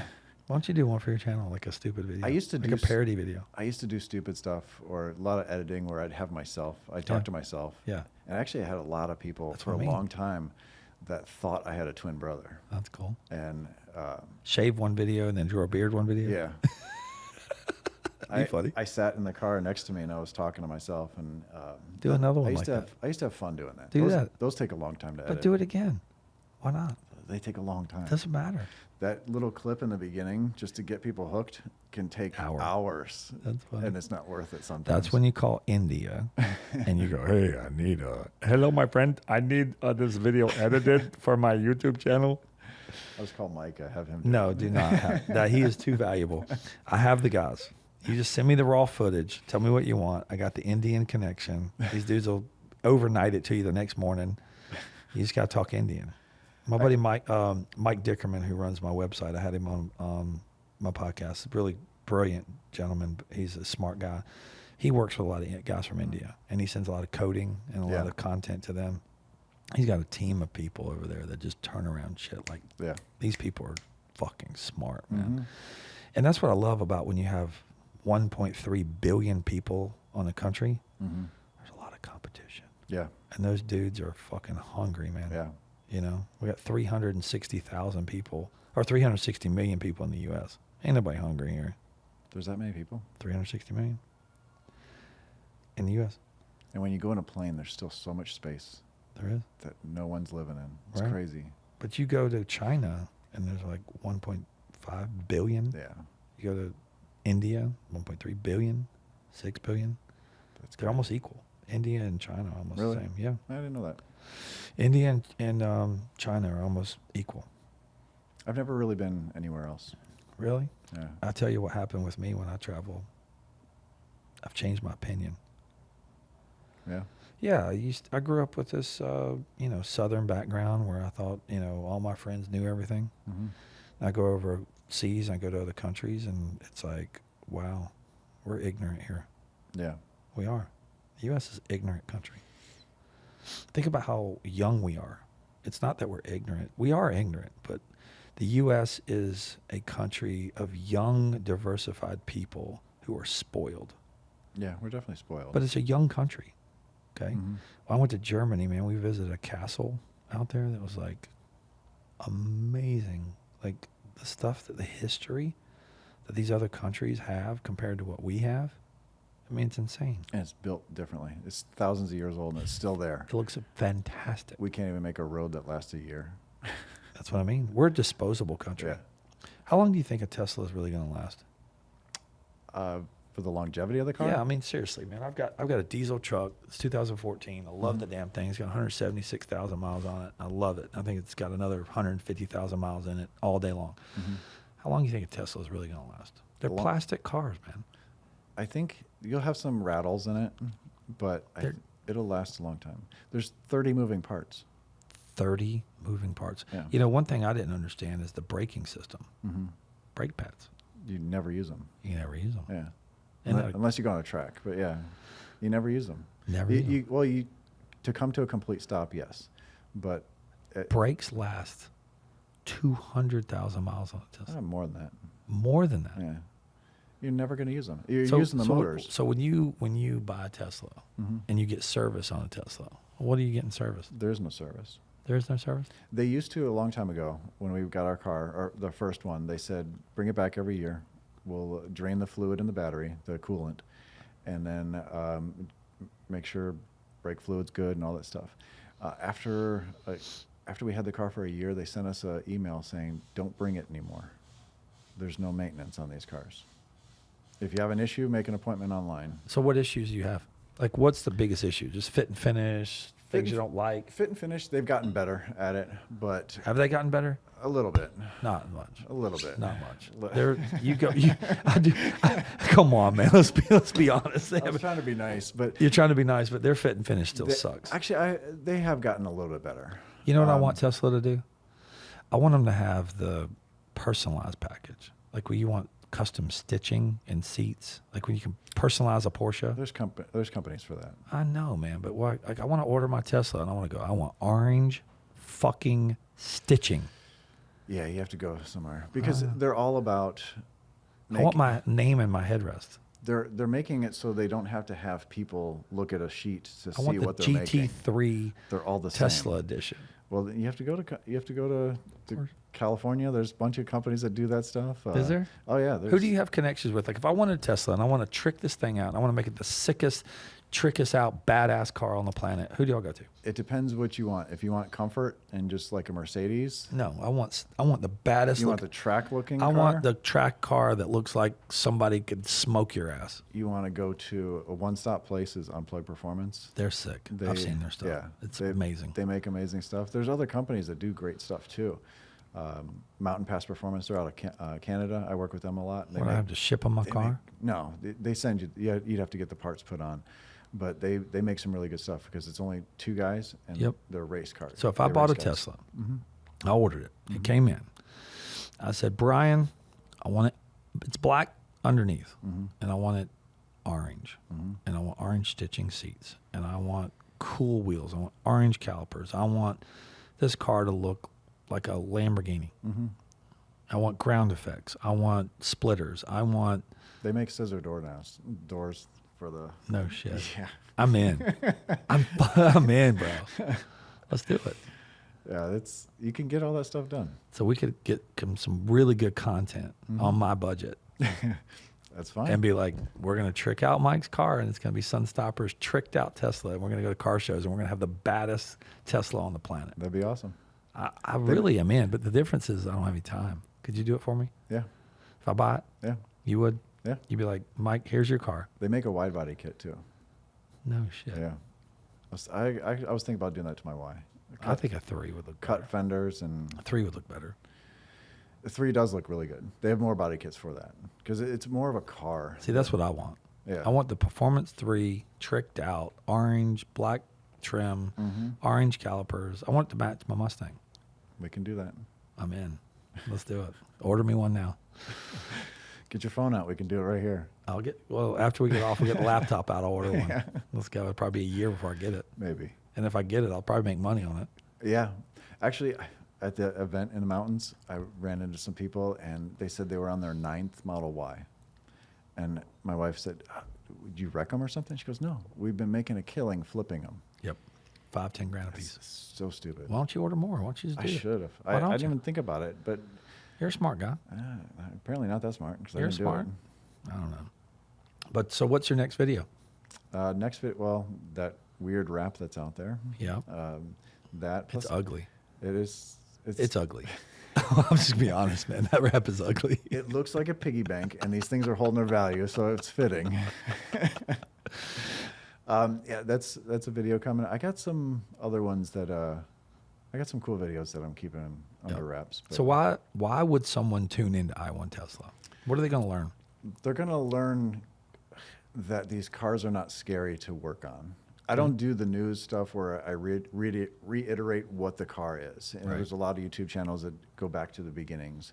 I actually take the cars apart and add custom Out of all stuff to the it. Tesla channels out there, how's yours compared to everybody else? Mine's small, really. I mean, I have almost 60,000 subscribers, Okay. which is amazing. But I don't get the views that these other companies or these other ones do because What are they doing that you're not? They're doing the news, the cookie cutter stuff I can't do. Why? I don't watch that stuff. But what do you mean news? Well, this week in Tesla, or then they'll talk about what Elon said on Twitter, or why he's not buying Twitter now, or whatever, or What do you think there's about a that? recall about him buying Twitter. I think it's an awesome fu to a lot of people, but he might not buy it now. He's not buying it. I don't think he really intended on buying it. I think he did because he was getting fed up with it, but But Twitter was the wrong platform. It's all bots. Buy Facebook. Wow, Facebook. I don't know. I'm just saying, if you're going to, Instagram or Facebook has more of a value than Twitter. I've never had a Twitter account. I don't want a Twitter account. I've never even thought about a Twitter account. Twitter is just. To me, it's obsolete. I think it's old, It's just old. It's really just for chatting and, But it's old. just getting under people's skin. but it's old. It is old. I think it's going to be AOL and it's going to be gone in 10 years. I think he'd be smarter to not buy Twitter and make his own. I 100% agree. Start your There's own so- platform. There's enough technology. There's enough coders. There's enough smart people. Yeah. That's what Trump For did. the amount of money that Didn't he's Trump do putting- that? I think so. Trump just made his own social media Yeah. thing. He said, fuck everybody. I'm going to do my own. Yeah. I don't know. I think for the money that he's putting, if he buys Twitter. For $50 billion, are you kidding me? You could freaking create the baddest thing on the planet. You could compete against Instagram, Facebook, TikTok, all of them. But he's finding out that it's all bots. It is all bots. I guess I saw that half of Biden's followers are all bots. All bots. Yeah. Yeah, it's ridiculous. So, I mean, if he made his own and made it where it's less bots and less commercials on there. Needs to be real, man. I think it'd do well. You know, here's the thing. I had a guy tell me one time, he goes, you know, because Google reviews, right? Yeah. I own a business, and I'm worried about Google reviews because I want Google reviews. And I want good ones because Google ranks you on the activity of your reviews. You love that. That's good shit, right? Yeah. So It's 120. no worries. So anyway, so on Google reviews, I got a bad Google review one time. And the guy was my buddy had a business and he had a bad Google review and he's all bent out of shape about it. And I said, man, don't worry about that shit. And he goes, why? And I said, man, listen, my buddy at Ruth Chris told me, if you're not cooking enough steaks, if you don't cook enough steaks that a few have to come back, you're not cooking enough of them. Yeah. When you get a bad experience or something happens that's bad, that means you're a real company. Yeah. It means you're real, man. What did I do to say, hey, man, when I get a bad Google review, I say, listen, thank you. I tell the customer, thank you. Thank you so much for bringing this to my attention. You know, we strive to do the best work we can. What can we do to make it right? And then when we make it right, and I rebuttal, and I make a comment to the bad review, and I see, good review, good review, good review, good review, good review, bad review. I'm real. Mm-hmm. But if you see a company that's got 5-star reviews and there's 300 5-star reviews and there's not one negative, they're fake as fuck. Yeah. That's what bots are. Yeah. To me, that's bots. Mm-hmm. It's fake. Fake Yeah. news, fake everything, fake. Real. You need to be real. Yeah. I mean, that's what I think. I don't have a Twitter account. I have Instagram, Facebook, and that's it. If you don't get a hold of me, and I have LinkedIn too because that's business shit I Yeah. got to do. But Instagram, Facebook, to me, I think are the two platforms. I tried. It was funny because I was at a bar one time and I had a young lady sit next to me and she was talking to me and she was flirty and I was like, listen, I don't have TikTok and I don't have Snippy Snap. And she started laughing and she goes, Snippy Snap? And I said, yeah, my kids are on like Snip Snap or something. Yeah. She started dying laughing. I said, I know what Snapchat is. I said, I'm just teasing. I said, I can't have WhatsApp, Instagram, Twitter, Facebook, Snapchat, TikTok. I mean, who has time to manage all of those platforms? Yeah. I mean, really? Why don't they just condense all this shit down to one and make it to where you post something and it posts on all these different shits? Well, there's an app for that too. There is? Yeah. It's so stupid. Yeah. Like, I think it's just getting too much. Yeah. I mean, I have a Twitter, and it's really just to communicate with people or post my videos on there. And I don't use it like a lot of people do. I've never had Twitter, never had a desire to have Twitter. If I can't, I gotta look at Facebook as like a personal page for me to say, okay, my business is a platform on Facebook. Mm-hmm. And I think we have a huge presence there and it's really good. And I have almost 5,000 friends or followers or whatever the hell they are on Facebook. So I have a big presence on Facebook. Instagram, I have like 1,200 followers on Instagram, but Instagram is me. Mm-hmm. Instagram is all about me. Yeah. I don't care if you like me. I don't care if Yeah. you don't like me. Don't follow me. This is Mike Burke. I'm taking a picture of me. This is where I'm at. This is what I'm doing. It's all about me. So Instagram is all about me. Mm-hmm. Facebook is all about my life, what I'm doing, my family, my kids, and my work.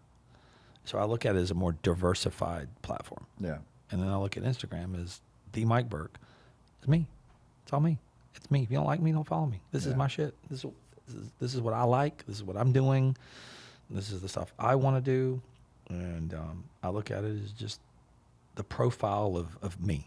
Yeah. Does that make sense? Yeah. My problem is I have a hard time sharing. Sharing? Yeah, I think all the social media stuff is oversharing. Oversharing? Yeah. What does that mean? Like, oh, I had a great day today or something. Oh, like it's that. oversharing. Yeah, that kind of stuff. And so I grew up right as everything was moving with Facebook, so Right. I never got into it. Right. And so I just have I guess the introvert in me. Right. I don't like to If I'll- I'm having I'll a good post videos workout and at the stuff. gym, and I look in the gym and I'm sweaty as shit, and I've had a good workout and I feel pumped, I'm like, fuck, I feel good. I'll take a little selfie. And I'm like, yeah. I don't care what anybody thinks about it, but in that moment, I've captured an experience within myself. Yeah. So I'm going to remember that I'm happy. I'm going to remember that I'm pumped. I'm going to remember I'm in a good mood. And I'm there on a Saturday at 12 o'clock going, I'm at the gym on Saturday at 12 o'clock and I'm freaking feeling good. Yeah. And I'm documenting that moment. And whether other people want to experience it with me, it's okay. Yeah. But I'm documenting it for myself. Yeah. I do that on trips when I stop Trips? at a supercharger Yeah. or see cool things. Yeah. That's when I post stuff, but Really? normal day stuff, I don't get on it. Well, I want to know more about what you're doing. What? My normal day stuff Yeah. or when I'm going Yeah. on trips? I'm kind of boring. I want you to do some GoPros, and I want you to do some live streams of you wrapping a car. Can you do that? Why don't you do that? What's the problem? Because it's not, when I do that, it's not an 8-hour day where I'm just wrapping a car. Okay.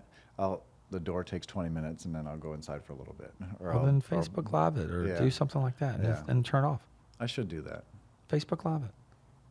I would watch. Yeah. I'll be at home chilling. I'm having me some whiskey. I'm like, what's my boy Brian doing there? Oh, shit, he's wrapping a car. Oh, God. Let me see this shit. You're always busy. You'll never watch it. I will watch it. No, I'm not kidding. I'll be on an airplane. The podcast I had recently, I talked to a friend of mine. You know, I've flown probably 30-something times this year already. Wow. And you know what I do on a plane? Nothing. I meditate. I close my eyes. I put my head back. And I think about all the things I need to get done. Mm-hmm. I think about when I land, where I'm landing on that plane, what I need to get accomplished, who's looking for me, what do they want out of me, what my goals are, like what I need to get accomplished, and what's important. And a lot of times I don't get a chance to just stay calm and self-reflect on what's important. And I think I was telling him, my buddy D'Angelo that was on here, I said, listen, I think I've flown 30 times this year and I've watched one movie. Like, I don't watch movies. I next to me, the person's watching a movie. This one's on a laptop, you know, playing on the whatever, and this one's working, and this one's doing whatever. And I'm just sitting here like this, closing my eyes, breathing. I'm not even listening to music or anything. No headphones. I'm just sitting there, just staying calm. And I'm trying to, because I'm an anxious person. I'm a hyper person. I'm overactive mentally. So to get my brain to calm down long enough to where I can actually think is so important for me. And so a lot of people ask me, they go, Mike, how do you stay so grounded on doing all this? Or how do you stay so motivated? Or how do you stay so driven? And I said, well, when I'm flying, I'm actually doing my best thinking. I do that in my car. In your car? With Autopilot? Yeah. Because I don't have to focus. Yeah. I mean, I have my hand on the wheel like you're supposed to. Not all the time. But I can see more out on the road, but my brain just starts thinking of things. I'll think of a video, or, you know, I listen to a lot of podcasts, so I'll listen to that, and that'll trigger me into something, and I'll just pause it, and then my brain just goes crazy that way. How important is that? It's very good. You got to exercise you got to exercise your I think brain. your brain is just like absorption of things, and if you're not putting data into it, how do we? I watched Ancient Aliens one time. I don't know if you ever watched that on History Channel. It's called Ancient Aliens. No, it's I like a theory of all the aliens that came here and like populated the planet or whatever. And some of the things they say is actually like, I can kind of see where they're coming from. Yeah. Some of it's a little like, all right, bro, like you're being weird. Yeah. But an expansion of your brain, like what do we use? 0.5% of our brain? Yeah, it's small, I guess. It's really small. Yeah. But like reading books, do you read books? Not really. Audiobooks? No. Where'd you get all your knowledge? YouTube? YouTube and just listening.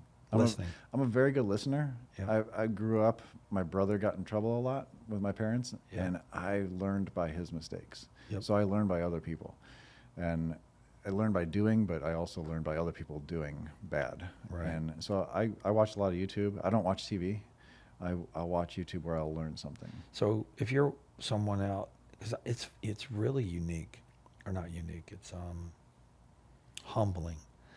I was in the UK I was in Birmingham, I think it was, or Manchester. I can't remember where it was. But I walked into NVN, which is like the highest end, most elite, baddest freaking paint protection tent shop on the planet. Like marble floors, Oh, wow. Bentleys, McLarens, like every exotic car on the planet was there, right?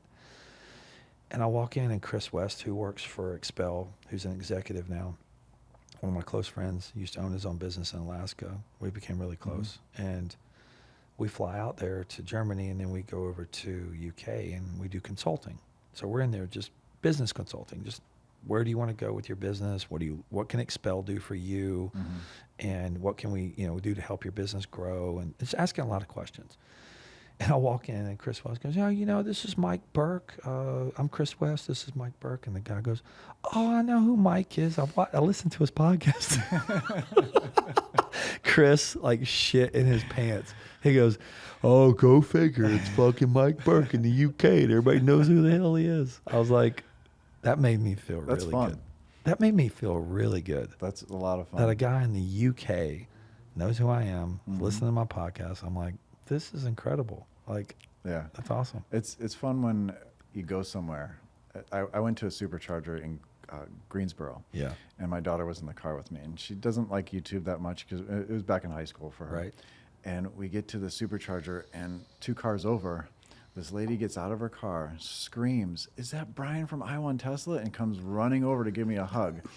And it's really cool, but my daughter's like, "Oh my gosh, this is ridiculous." Embarrassing. But it's fun when people It is. acknowledge that Yeah. you're doing all this work for something, I had people ask me, they go, why did I start doing a podcast? Well, I did it for me. I didn't do it for anybody else. I did it for me because I want to grow as a person. And one thing that I have a problem with is listening. I used to talk over people. I'm very anxious. I'm very ambitious. And the podcast has allowed me to actually get to know people way better. Instead of listening to a podcast, just create your own. And then listen to the guests that are on your show and ask the questions you want to know. I'm Yeah. telling you, this has been the best experience of my life, Yeah. starting this podcast. And I would love for you to start one. I could. I think you should. I think you should do it at your house, and it should be all about Tesla customers. Ask them who they are, where they work, why they bought their Tesla, why they like Teslas. And I'm telling you, that would probably change a little bit of your dynamic, because then you would get an audience of who that person has. Yeah. Now follow you. And I think this podcast, even though you're an introvert, you're still a socially awesome guy. You can still handle hanging out with anybody. I mean, you've been over my house and you've hung Yeah. out with me, and you're fun as hell. And Karen's a little more fun. but you're still fun. She's fun, but she crashes really quick. But no, I think the podcast has done so much for my self-growth, like as a person. Like I'm interviewing people that I care about, people I want to learn from, and I'm asking questions. And it's not, the one thing I've learned about podcasts, it's not all about me. It's not all about me. Like mostly when I get around people, I want to talk about myself. I want to tell people about me. I want to tell you what I'm doing. Yeah. It's not about me. So do you research the people? Not at all. No. Not at all, because I had Micah tell me, he goes, man, you need to do some research about the guests that are coming on. You need to do some studying and figure out the hard questions. And I said, you know what? If I do homework on somebody, then I'm going to be worrying that I didn't ask the questions that I researched. Yeah. Or I'm going to go and say, okay, well, here's this guy. Here's who he is. And when you say real talk with Mike Burke, it's real because I don't research shit. Yeah. I don't research anything. I go by instinct. I go by what you say. I listen to what you say, and then I ask questions based on what you said. And that's it. I have no strategy, no formula, anything. Yeah. All I want to do is go, oh, that's interesting. I want to know more about that. Yeah. Yeah, I guess if you did the research, then it would be more of like the news, where they ask a question and they're waiting to ask the second one, not even listening to the This isn't the answer. news, man. Yeah. This is 2 guys sitting here having some whiskey, hanging out, talking about Teslas, talking about the world. 1:30 in the afternoon. Yeah, but we're friends. Yeah. Who cares? Fuck the world. What's everybody else doing? It's 5 o'clock somewhere. But you know what? It's one, and guess what? you just said that you like to work for yourself. Mm-hmm. You work for YouTube and yourself, and you have a great life, but you're on your own schedule. Yeah. Whose schedule are you on? It's just Yours, mine. right? And my channel is mine. Right. It is what I want to do. If, Right. if they like it and they want to follow, that's awesome. But That's awesome. the videos are for me. I mean, that's how I feel about it. Like, if people want to watch me on YouTube or they want to listen to my podcast, it's like, listen, I'm doing this for me. Mm-hmm. Like, I'm wearing my Aussie shirt. You got your i1Tesla Yeah. shirt on. I'm sitting here drinking some Boss Hog whiskey, Whistle Pig with you right now, going, we're just two guys talking, Yeah. having fun. And we can do it at 1 o'clock in the afternoon. You know why? Because we can. Exactly. Because we're in control of our own lives. Mm-hmm. And everybody else that's got a clock in, clock out job, they're the ones listening to us, Yeah. going, how the hell can... Yeah. I mean, it's different because you have a great company and everything.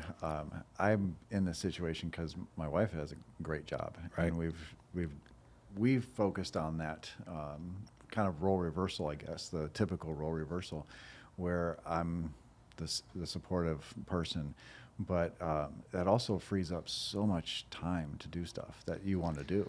The thing is, though, Karen is an extrovert. Mhm. She works in the medical field. She's works for a high-profile job in the medical office. I mean, for the hospitals. Yeah, I could not do what she does. No, I could probably do it. I love what she does. You could do it, yeah. Yeah, I could do it. And I like what she does because she's challenged me a few times in some debates and in some conversations, and I'm intrigued by what she does. Mhm. But we thrive in that area. Mhm. See, I thrive in that area. She thrives in that area. But without you being a supportive person to her, she'd fail. Yeah. She'd fail. She would. I would fail. Like if I didn't have people supporting me in the Mhm. background, one thing that I've learned is I hate sending emails. I don't like them. I think they're useless. I think people that want to sit in front of computers all day long and send emails and make words sound great, Yeah. go right ahead. Yeah. I feel like if you can't pick up the phone and call me and talk to me for 2 minutes and solve the problem, why are we sending emails? Yeah. My inbox is like 14,000. My, Right. hold on. I'm going to show you something. You're going to laugh your ass off. Hold on. I want you to really laugh. Even if you don't want to, please laugh. It's not staged. All right. My all boxes. How many? 17,000. Oh, yeah, 17,000. 17,000 what? 851. It says I have 17,000. No, that is 170,000. Oh, yeah. That is, oh my God, you got me beat. That's ridiculous. How many? 170,896,000, or 896. Of what? Emails? Just emails. That's ridiculous. I have 170,896 emails. Just tap that and select all and mark as read. So it goes to 0. Micah, you hear that?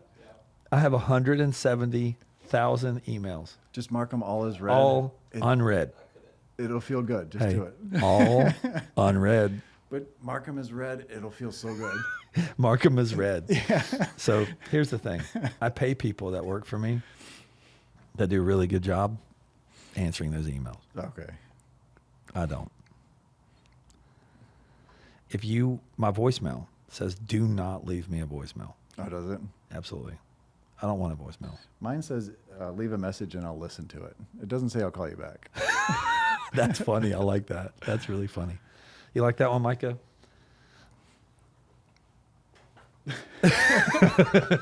Micah has the comment. All right. So my voicemail says, do not leave me a voicemail. And I say, text me. Because here's the thing. You'll get in the skew. You know, like when you call the energy, like the power company or the phone company, it says, you're caller 5, right? You're next to, you're caller 3. Yeah. I feel like if you text me and say, this is what I need, this is who I am, and this is what I want, you're in the skew. So that means that the next person I get a chance to, the next person I get a chance to, the next person I get a chance to, and I might get 40 to 50 text messages a day. And I'll answer them according to the importance of what the text messages say and who they are. Yeah. And I will respond with a 1 or 2, sentence saying, to answer the question. But if I don't feel like I can answer the question, I'll say, call me. Because I feel like a 1 to 2, 3, 4 minute conversation is so much more important. It's so much personable. Like if I pick up the phone and call you, it's way more personable than me and you texting. Oh yeah, you can't get everything in a text. You can't. I can read your personality. I can go, hey bro, you don't sound right. What's up? You know, oh well, Karen just got in a car wreck. She got whiplash. I'm like, oh shit, I saw that on Facebook. How bad she? Yeah. What I'm saying is, I can now be engaging, and you can't be engaging when you're communicating by text. Yeah. And that's the disconnect of the world. Yeah. At least I think. I think it is too. I mean, I don't like answering the phone all the time because I get a ton of telemarketers, Oh yeah. but you kind of have to sometimes. You want to hear something really funny? Years ago, I don't know, 20 years ago, I was a car salesman, of course, but I got into sales for window tinting. So when customers call me, they would ask me, you know, I just bought me a 95 Chevrolet Camaro. I want to get my windows tinted, blah, blah, blah. And how much? And I would say, what color is the car? I never answer the question, ever. I had friends of mine tell me I'd be the best politician in the world because I never answer questions. And so, what color is the car? Ah, well, you know, it's blue. Awesome. What color interior you got? Yeah. Do you have rims on the car? Do you have a spoiler on the car? I start getting the guy more interested in talking about the car than asking me how much window tint is. He already called me. He wants window tint. Yeah. He already wants his windows tinted. It's not about the price. It's whether or not You're selling the experience. I'm selling the experience. Yeah. So I turned around and I said, when can you bring it in? How soon you want it done? Start asking the real questions. Like, how soon do you want it done? I mean, I can get you in tomorrow. You want to do it tomorrow? When I teach sales to my staff, or to anyone I teach sales to, get the customer excited, get them talking about themselves, and get them talking about the object or the car or something that they're wanting to bring to you. Get them interested in talking about that. And then when they say, well, how much is it? And I say, well, man, I'm not going to let $20 get in between you and I doing business together. Think about that. I'm not going to let $20 get in between you and I doing business together. And you still haven't given them a price yet. Never give them a price. Ever. That's huge. And they come in. They're already excited. They want to meet me. They're eager to get it done. They're excited to get it done. And they know that I'm not going to let $20 get in between me and them doing business together. So the number one rule of sales is build the value, sell the experience, sell the price last. If you sell price first, that's all it is. Yeah. They're going to get the number and run. That's all it is. It's all about building a relationship. That's what when I was selling cars, they would want us to go to these phone trainings all the time. I think I went to like 7 of them. I can't remember. Right. And it was the same crap every time. And I never answered the phone because I hated it. Because you'd get 10 phone calls and maybe one would show up. I was always wanting the person on the ground. Go talk to them. Right. You have a better chance of selling them or sitting them down at least to Right. get a chance. And you have to have that experience. You can't not get an experience over the phone, really. So I was going to get back to what you said earlier about the telemarketers, about the people calling you. I'd be at night, 7 o'clock at night, watching TV. I'd get telemarketers call me. I would be excited. Okay? This is why I said you're going to be funny. It's going to be laughing, okay? So I'm sitting here working on my sales pitch, right? So I've got a guy. Hello, Mr. Burke. I would like to tell you about this and this and this. I would turn around. It would be a female. And I would talk to me, and she goes, hey, Mr. Burke, I'm here to talk about you about this, this, and this. And I would turn around and go, you know what? You're an amazing salesperson. You're amazing. Your explanation of what you just described was absolutely on point. I would turn around and say, you know, I'm looking for someone like you in my business. I could pay you way more than you're making today. The talent that you have right now is amazing, and I can tell you right now that you're not being paid what you're worth. I turned around and got that person within 30 minutes to fax me or email me their resume. And I turned around and sales pitched them. Wow. So every time I get a telemarketer that calls me, I get excited. Because now I'm honing in my craft as a salesperson. And now I have my shooting range.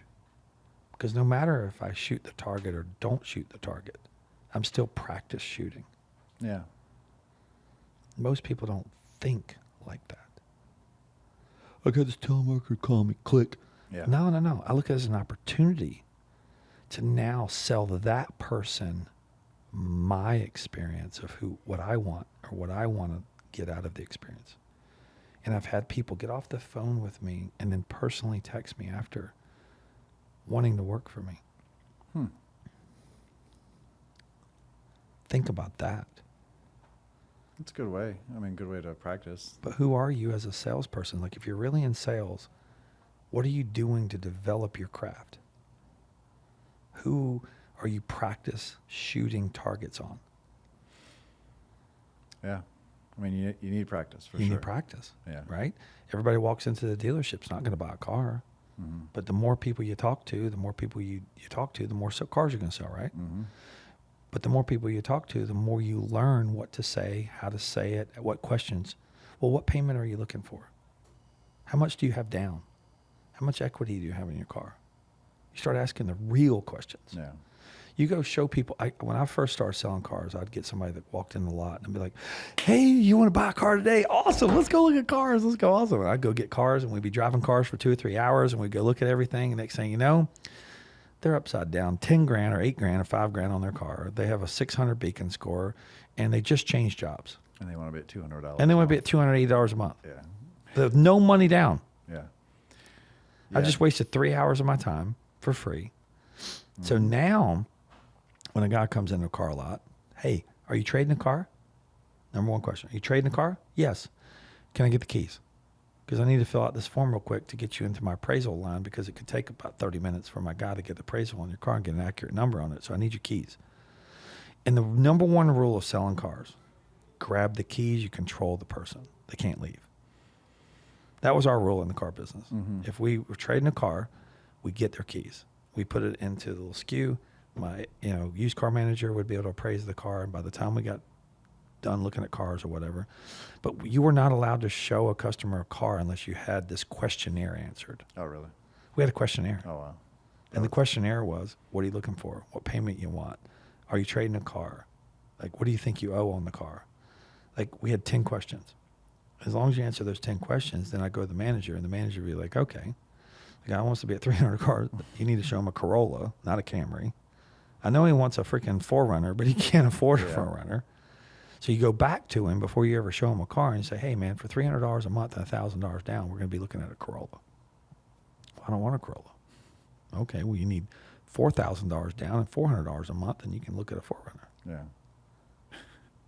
But you eliminated looking at cars for 3 hours. Yeah. So you're honing your craft. Yeah, I used to narrow it down quite a bit. I You don't want did. to waste my time. Yeah, I used to have when they were all about their trade, I would say, well, you know what? Sometimes we let the customer actually go with the appraiser on the test ride, so you get the opportunity to sell your car to him. I love that. And Dude, that's sick. He would beat up their car. Right I in front of them. love it. That's sick. This needs tires. Oh yeah, but that's only like $100. No, it's not. They're 480, yeah. I used to do that stuff all the time, but I would pre-qualify people. Yeah. It's So I don't important. want to waste my time. No, exactly. I mean, you're working a 12-hour day. How much do you learn in the car business? I learned a lot. I learned a lot too. I man. learned so much. I did too. I learned how to buy a car, how to, get a good deal, how to not get a good deal, and it was very eye-opening. It Yep. really was. I mean, I was always introverted, but it helped me to not act, but I was totally different with a customer. Right. Yeah, I mean, you had to be. And you earn their trust sometimes, where they would sometimes ask you, is this a good deal? I'm like, are you really asking me? I'm on commission. Well, here's the thing. How hard is it to be genuine? It's not. It's not for me either. No. I'm naturally genuine. I'll tell you right or wrong. I'll tell you the truth. Yeah. And, even when I was selling cars, everybody got a good deal. I felt like everybody I sold a car to got a good deal. I never screwed anybody. I didn't screw anybody over, but some of them I didn't think were good deals for them. But I looked at people and I said, okay, you walked in here, you wanted a car. And what I had a problem with was the financing. I could sell the car all day long. I could sell the front end of the deal. But when you go into the back of the box where you're trying to close the deal and you're trying to sell extended warranties and you're trying to sell rate, and that's where I think you get screwed the most. That's me. Not necessarily. I mean, they can help you because the reason I got in the car business was because my father-in-law and my brother-in-law were the finance managers. So I had help. Okay. So I got fed deals in the Gotcha. beginning. Yep. And I learned from them. But they were very good at their job as far as getting deals bought from the banks and Right. stuff for bad credit. Oh, and yeah, things. it's hard to do. It's very hard. And I found out early that they can help you with the deal. Right. Really easily. They can structure it correctly. Well, they can structure, but they know how to talk to them too, especially when you're learning the business. Right. If they're walking by, because I just bring them over, and then they can. I mean, the deal's pretty much done. But in the car business, you might not think it's a good deal, but the person can say no. I don't know. It's hard to say everyone got a good deal. Right. But when you think like they're paying way too much for this car, Right. or 'cause there's some people that I think overpay for things. My father used to tell me something, and I listened to my dad. It was funny because my dad, you never thought I was listening to him when I was a kid, but I was listening. And he used to say, "Son, knowledge is expensive because if you don't have it, it'll cost you a lot." Mm-hmm. That's so true. Yeah. Knowledge is expensive Yeah. because if you don't have it, it's going to cost you a lot. Yeah. And it means that if you don't know the interest rates are at 4%, you pay 6.9% on your credit score, you just lost 2 points on interest. Mm-hmm. Knowledge is expensive. Mm-hmm. And I always remembered my dad telling me knowledge is expensive. That comes down to fixing your house up too. Knowledge is If expensive. If you know how to do it, then it saves you a ton of money. So, if you know the right people. Yeah. Or if you know the right people. Yeah. You know this guy that can do paint protection pretty quick and pretty cheap, and you can get your windows tinted pretty quick and cheap. Yeah. It's all about knowing a guy. Yeah. I think the world is all about knowing a guy or a girl. Mm-hmm. There's a lot of females out there that are smart and Yeah. talented too, so I don't want to discredit them. Yeah. Equal opportunity. Because your daughter can tint windows now. Yeah. She's doing good too. She's doing great, man. So let me ask you another question. Do you think they're ever going to build a cyber truck? I was watching an article the other day. I don't think Rivian's starting to take off. That's a nice looking truck. I like them, dude. We just did one the other day in the Concord store, and it's freaking sick. I mean, the technology in it's amazing. The structure's amazing. The quality was amazing. The fit and finish was amazing. And I'm sitting there going, Rivian, I'm telling you, in 4 or 5 years, they're going to be a badass company, man. I know they're cheap right now. Their stock's gone down. Their stock has gone way down. And I think it's going to stay down for a while, but I think in about 4 years, it's going to go crazy. It's gone down because they really haven't delivered cars. But in And 4 or 5 years, yeah. that stock is going to go through the It's roof. going to go crazy. It's not going to be like Tesla. I still think it's a buy Now, yeah. now. I saw one for the first time. They're sick. It was on the side of the road. I They're- think someone hit it. Oh, really? Yeah, side swipe. But it's a nice looking truck. I really like it. I do It's too. just- there's things about it that I couldn't do. Like the charging network. Before we got our Plaid, we got that Audi e-tron GT. And it's basically a Porsche Taycan. Right. So that was dipping our toe into a non-Tesla. And the charging network that's not Tesla sucks. I did a video race between a Model 3 Performance and the Audi from here to Daytona Beach. We could have stopped 3 times, but you really only need to do twice. And the Model 3 beat me because the Tesla superchargers are right off the highway. You get off the highway and you see them actually from the highway. The other charging networks, the Electrify America, they're 4 or 5 miles down the road in a shopping center, so you're going through a bunch of lights. You can't charge any other electric vehicle with a Tesla? Not yet. Why? Because no one wanted Tesla. No one wanted help, or no one wanted to help Tesla. Why will Tesla not open those up charging units to everything else? Because they built them all themselves. They built their own gas stations. So they eventually will open it up and they'll charge them more. Will a Tesla charging supercharger charge like a Porsche Taycan? No. When will that happen? It is, I take that back. It is happening in Europe. They are allowing it. But What do they have to change? The connector? the connector, you need an adapter. Okay. You need a special adapter. Yeah, which is fine. But the Tesla, Is that limiting the sales of electric cars, you think? I don't think so. Okay. It's just the experience on non-Tesla sucks. It really does. I didn't know that. And I haven't really gone far with them. We've taken trips with the Why, Audi. why don't you do a video on that? I did. I made a Oh, whole you did? video on the trip down to Florida and back, and I found that because the Electrify America, and I don't want to put them on blast or anything, but our car was supposed to charge really fast. That's why I set up the race. The two chargers we stopped at was going really slow. We were getting like half the speed. So on the way home, we actually called Electrify America, and they said, "Oh, no one's complained yet." Well, why have it corked anyway? And then so we got to one that was not corked, and it was flying, and I would have won at the race if we did that. But it's just Tesla knows what they're doing as far as the charging stuff and the cars, the software. It works. How smart is Elon Musk? He's an alien. He's the smartest person we have. What's next for him?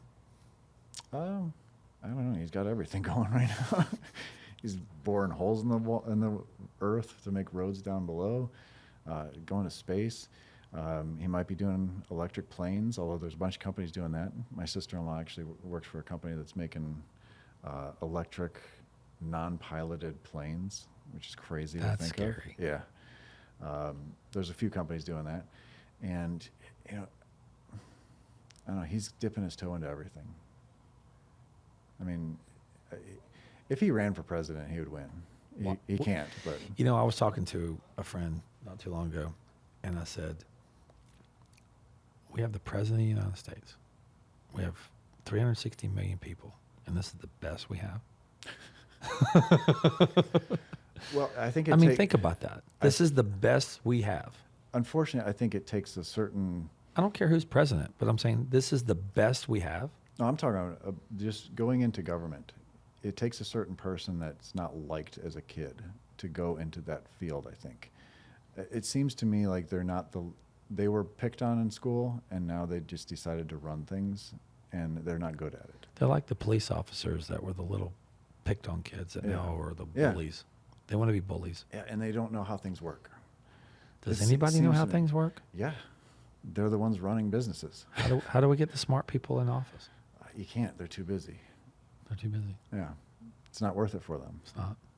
Here's the thing. Like, it wouldn't be worth it for you to go into politics. It would. I could run. I could be a politician. Not worth it money-wise. No. I think it'd be fun for you. I wouldn't do the money. I'd do it for fun. But here's the thing, man. I got too many skeletons in my closet. Man, I have people come out and start telling me Mike's this and Mike's that. I think I'm a genuinely nice guy, but the problem is that people will come out of my past and start blasting me. And I'll be like, just because I said something 20 years ago doesn't mean that's who I am today. Yeah, that's... I mean, you know what I'm saying? Yeah. You got words that you used 20 years ago that are now held against you. I wasn't smart enough 20 years ago. I've knowledged myself. I've grown as a person. Yeah. So why are you using that against me? I mean, I'm not 25 anymore. I'm 49 years old. Like, I think different, I act different, I talk different. Yeah, but if you become a successful politician, it doesn't matter what you said before. It doesn't. But that's what I mean is why are you holding what I said when I was in my 20s against me? Yeah. Because I looked at the court case, not court case, I think it was a trial thing, maybe not trial, but it was that guy that was going to be the federal judge, and they put him on what happened with a female that happened when he was like in college or something. Oh, yeah. You know what I'm talking about? Yeah, they basically they made fun of him because he drank a lot of beer. In No, college, he supposedly. He went out with some chick or Something like that. Yeah. And I'm like, you're trying to be a federal judge of something you did in college, and now you're 50, you're married, you got kids, you've been a perfect citizen for 30 years, and now you're scrutinized because of this and this. Yeah. Why would I ever want to be a politician when I know people are going to open up every door and With no proof. No proof. It's just Zero here. It's all hearsay. Yeah. We heard that you were in college and you had sex with two women at the same time, the same night. And I'm like, did I? I don't remember that shit. I think I would have remembered that. Are you looking for a high five? Maybe I fell asleep in a Scott dorm in college with 2 girls, but I don't remember doing anything with them. I was drunk, or either I took them home. But what I'm saying is, it's a lot of hearsay. Yeah. A lot of rumors. Someone that hates me because I've got motive. You know, I've got some traction where people are movement, where I'm starting. My movement is starting to gain some traction, and then all of a sudden, people have got to figure out ways to disarm that. Yeah. And that's what I don't like about it. I just don't like the party thing. I don't think we need red, blue. We don't need any of that No. shit. We need just, hey man, can we think like smart people and work together? Yeah. And there's so much divide right now. I don't. Hatred actually between the two. Before growing up, it was like, oh, you're a Republican, you're a Democrat. That's fine. No problem. Yeah. Now it's you're a Republican. You should die. All I can tell you is You I tell Democrats sometimes I'm a gun owner.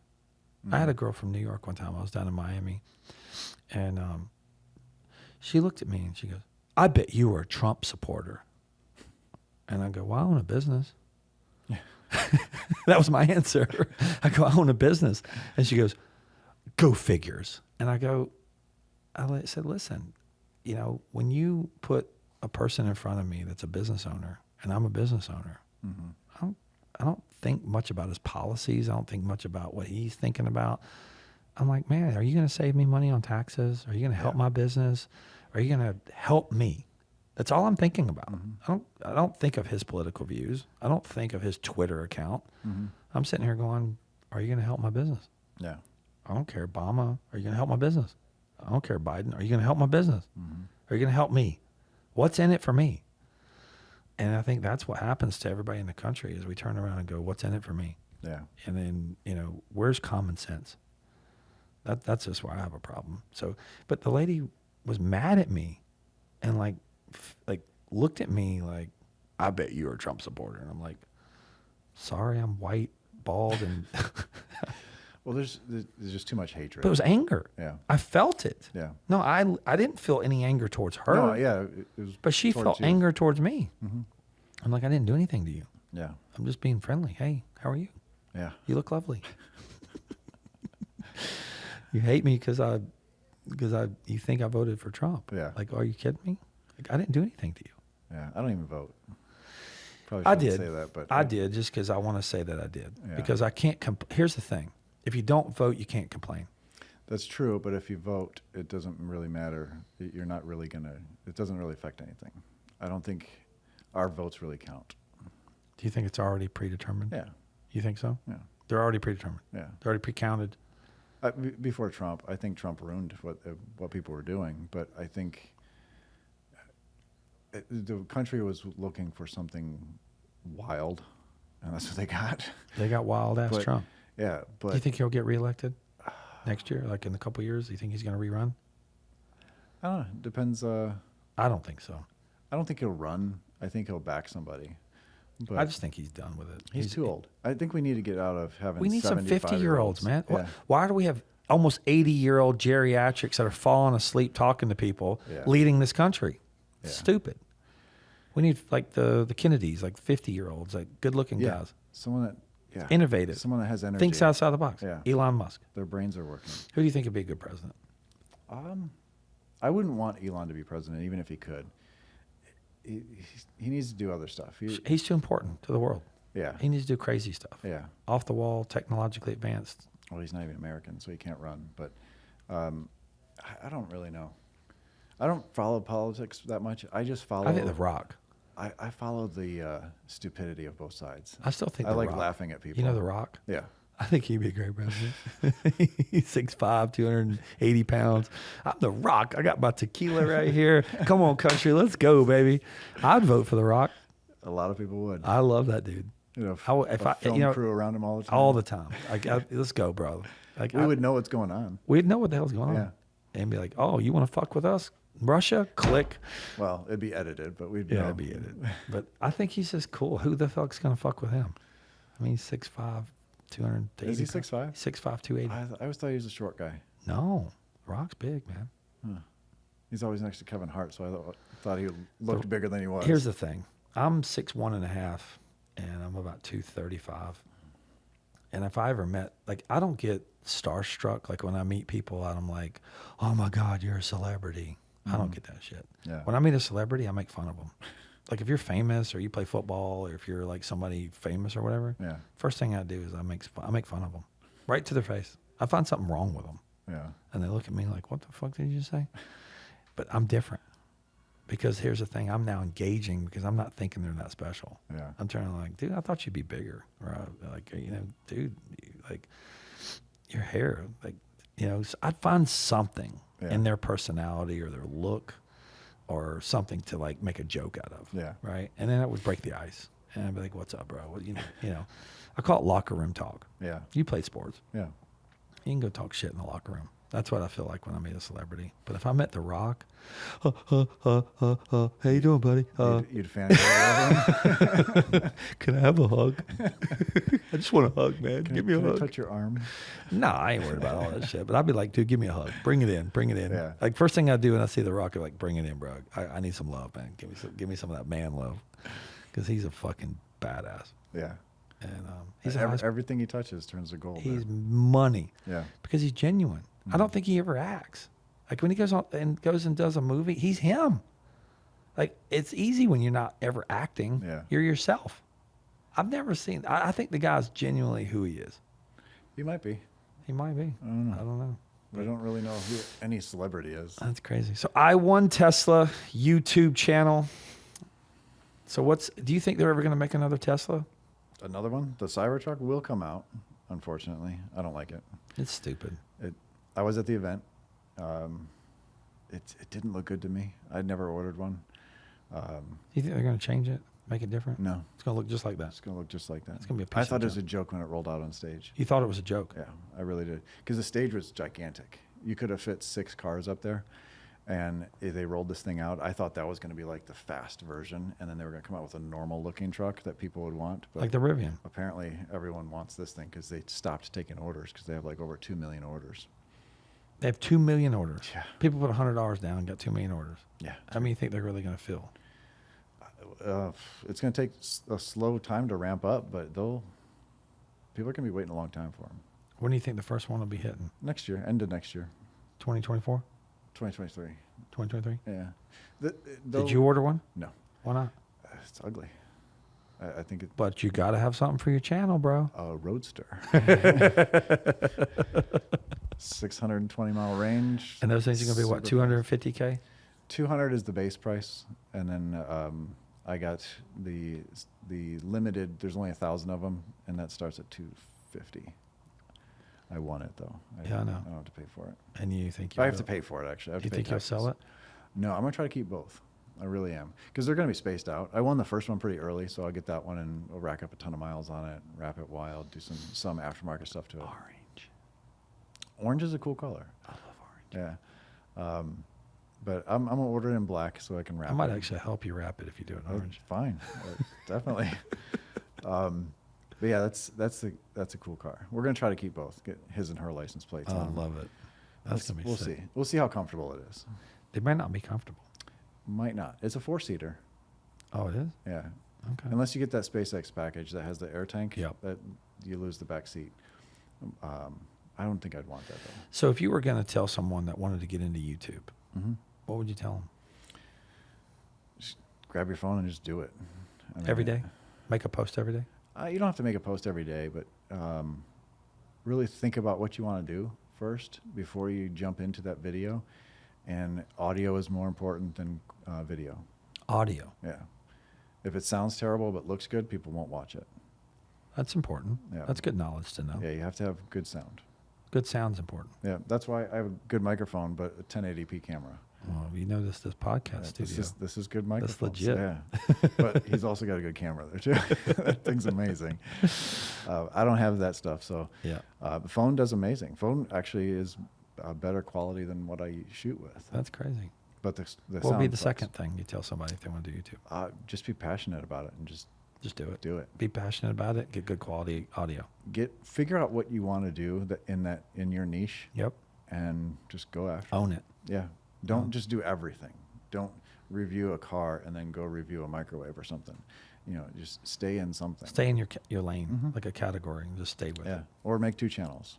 2 channels. Yeah, do whatever you want to do. But start Well, we have something. the Sun Stoppers YouTube channel, which is all of our window tinting, ceramic coating, paint protection. And then I have the Mike Burke channel, which is the podcast. It's just people go on there and watch it. Yeah, well, because not everyone's going to want to watch a podcast, Nope. but they want to know about window tint. Yep. Exactly. That's why I want to have real people, real talk about real subjects.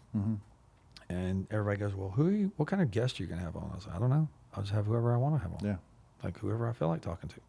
And we'll talk about something. yeah, How was this? Was it good? yeah. It was awesome. I love it, man. Yeah. Thanks for coming. Thanks for having me. You're an awesome guy. I love you to death. You're one of my good friends now. And even though you're introverted, I am definitely introverted. That's what I love. I didn't know I would talk this much, but you talked a lot, man. It's awesome. Car salesman. I didn't know that. I was so impressed. yeah, But 8 years. 8 years. That's amazing. But thanks for coming on, and I learned a lot about Teslas, and hopefully they make a Cybertruck, maybe. They will. And I did learn that Tesla has such an advanced, technologically advanced charging system compared to everyone else. Or it's just more readily available. The network, The network's better. the charging the Infrastructure. Yeah. How long do you think it's going to take everybody else to catch up? To the charging or the car? Charging. Charging. Because that's important. If I go on a road trip, I want to know that if I bought a Porsche, I can go get it charged somewhere. Charging is definitely important. I think well, a good network is probably 5 years away, but the software and the whole car, I think Tesla's 10 years ahead of everybody. 10 years ahead of everybody. That's incredible. Wow. Because you don't need an owner's manual. You can just get in it and go. That's crazy. It's simple. So if you're going to buy an electric car, there's no other car you really should be thinking about for the next 5 years should be Tesla. Unless you want to spend under 50 grand, yes. Because they're getting too expensive. What's a Porsche? I mean, I'm sorry. What's a Model 3 Performance? 60? A Model 3 Performance, upper 60s, yeah. Wow. Yeah. They used to be in the 50s. 55, close to 60. They've gone up a little bit. But there's other electric cars that you can get in the 30s. Right. But there's compromises for them. Yeah. No, it's cool. But you don't have to have all the tech to have I should have ordered the one when I was talking to you on the phone that one day. Yeah. I wanted it. I should have just bought it. I was like, electric car. Oh my God, I got to charge it. You just plug it in at home, 220 line, or any of your stores. We have them at our Yeah. stores. I know. I could just leave it at the shop. Yeah. That's funny. But no, thanks for coming on, man. I learned a lot about the i1Tesla brand, and I am so happy that I learned that you won. Yeah. That is It was a little foreshadowing that we won the car. that made my day, just knowing that I won. that now makes the brand more valuable to me. Yeah. I don't know why, but it does. Didn't know it at the time, but it But all hey, works honey, out. I won. Yeah. And now you both have Teslas. Yes. That's crazy. She's come over to the dark side. Oh yeah. That's awesome, man. She's definitely a Tesla fangirl. If your subscribers are listening to you, what would you like them to know about you? Well, they probably know everything about me. Do they? Really, it's Yep. if you see me, come say hi. Say hi. Yeah. Yep. Come to California. The T-shirts are $29.99, and they're on sunstoppers.com dealer store if you'd like to buy. We should do that. Yeah, we should. I get them for $9.99, and we sell them for $29.99. i1Tesla T-shirts. Use my affiliate link. Yeah, you get a discount code of 15%. I love it. All right, my brother. Thanks. We're going to wrap it up. Thanks for having me. Yeah, man. Thank you. Appreciate it. Yep. We'll wrap it up. See you guys next time. Later.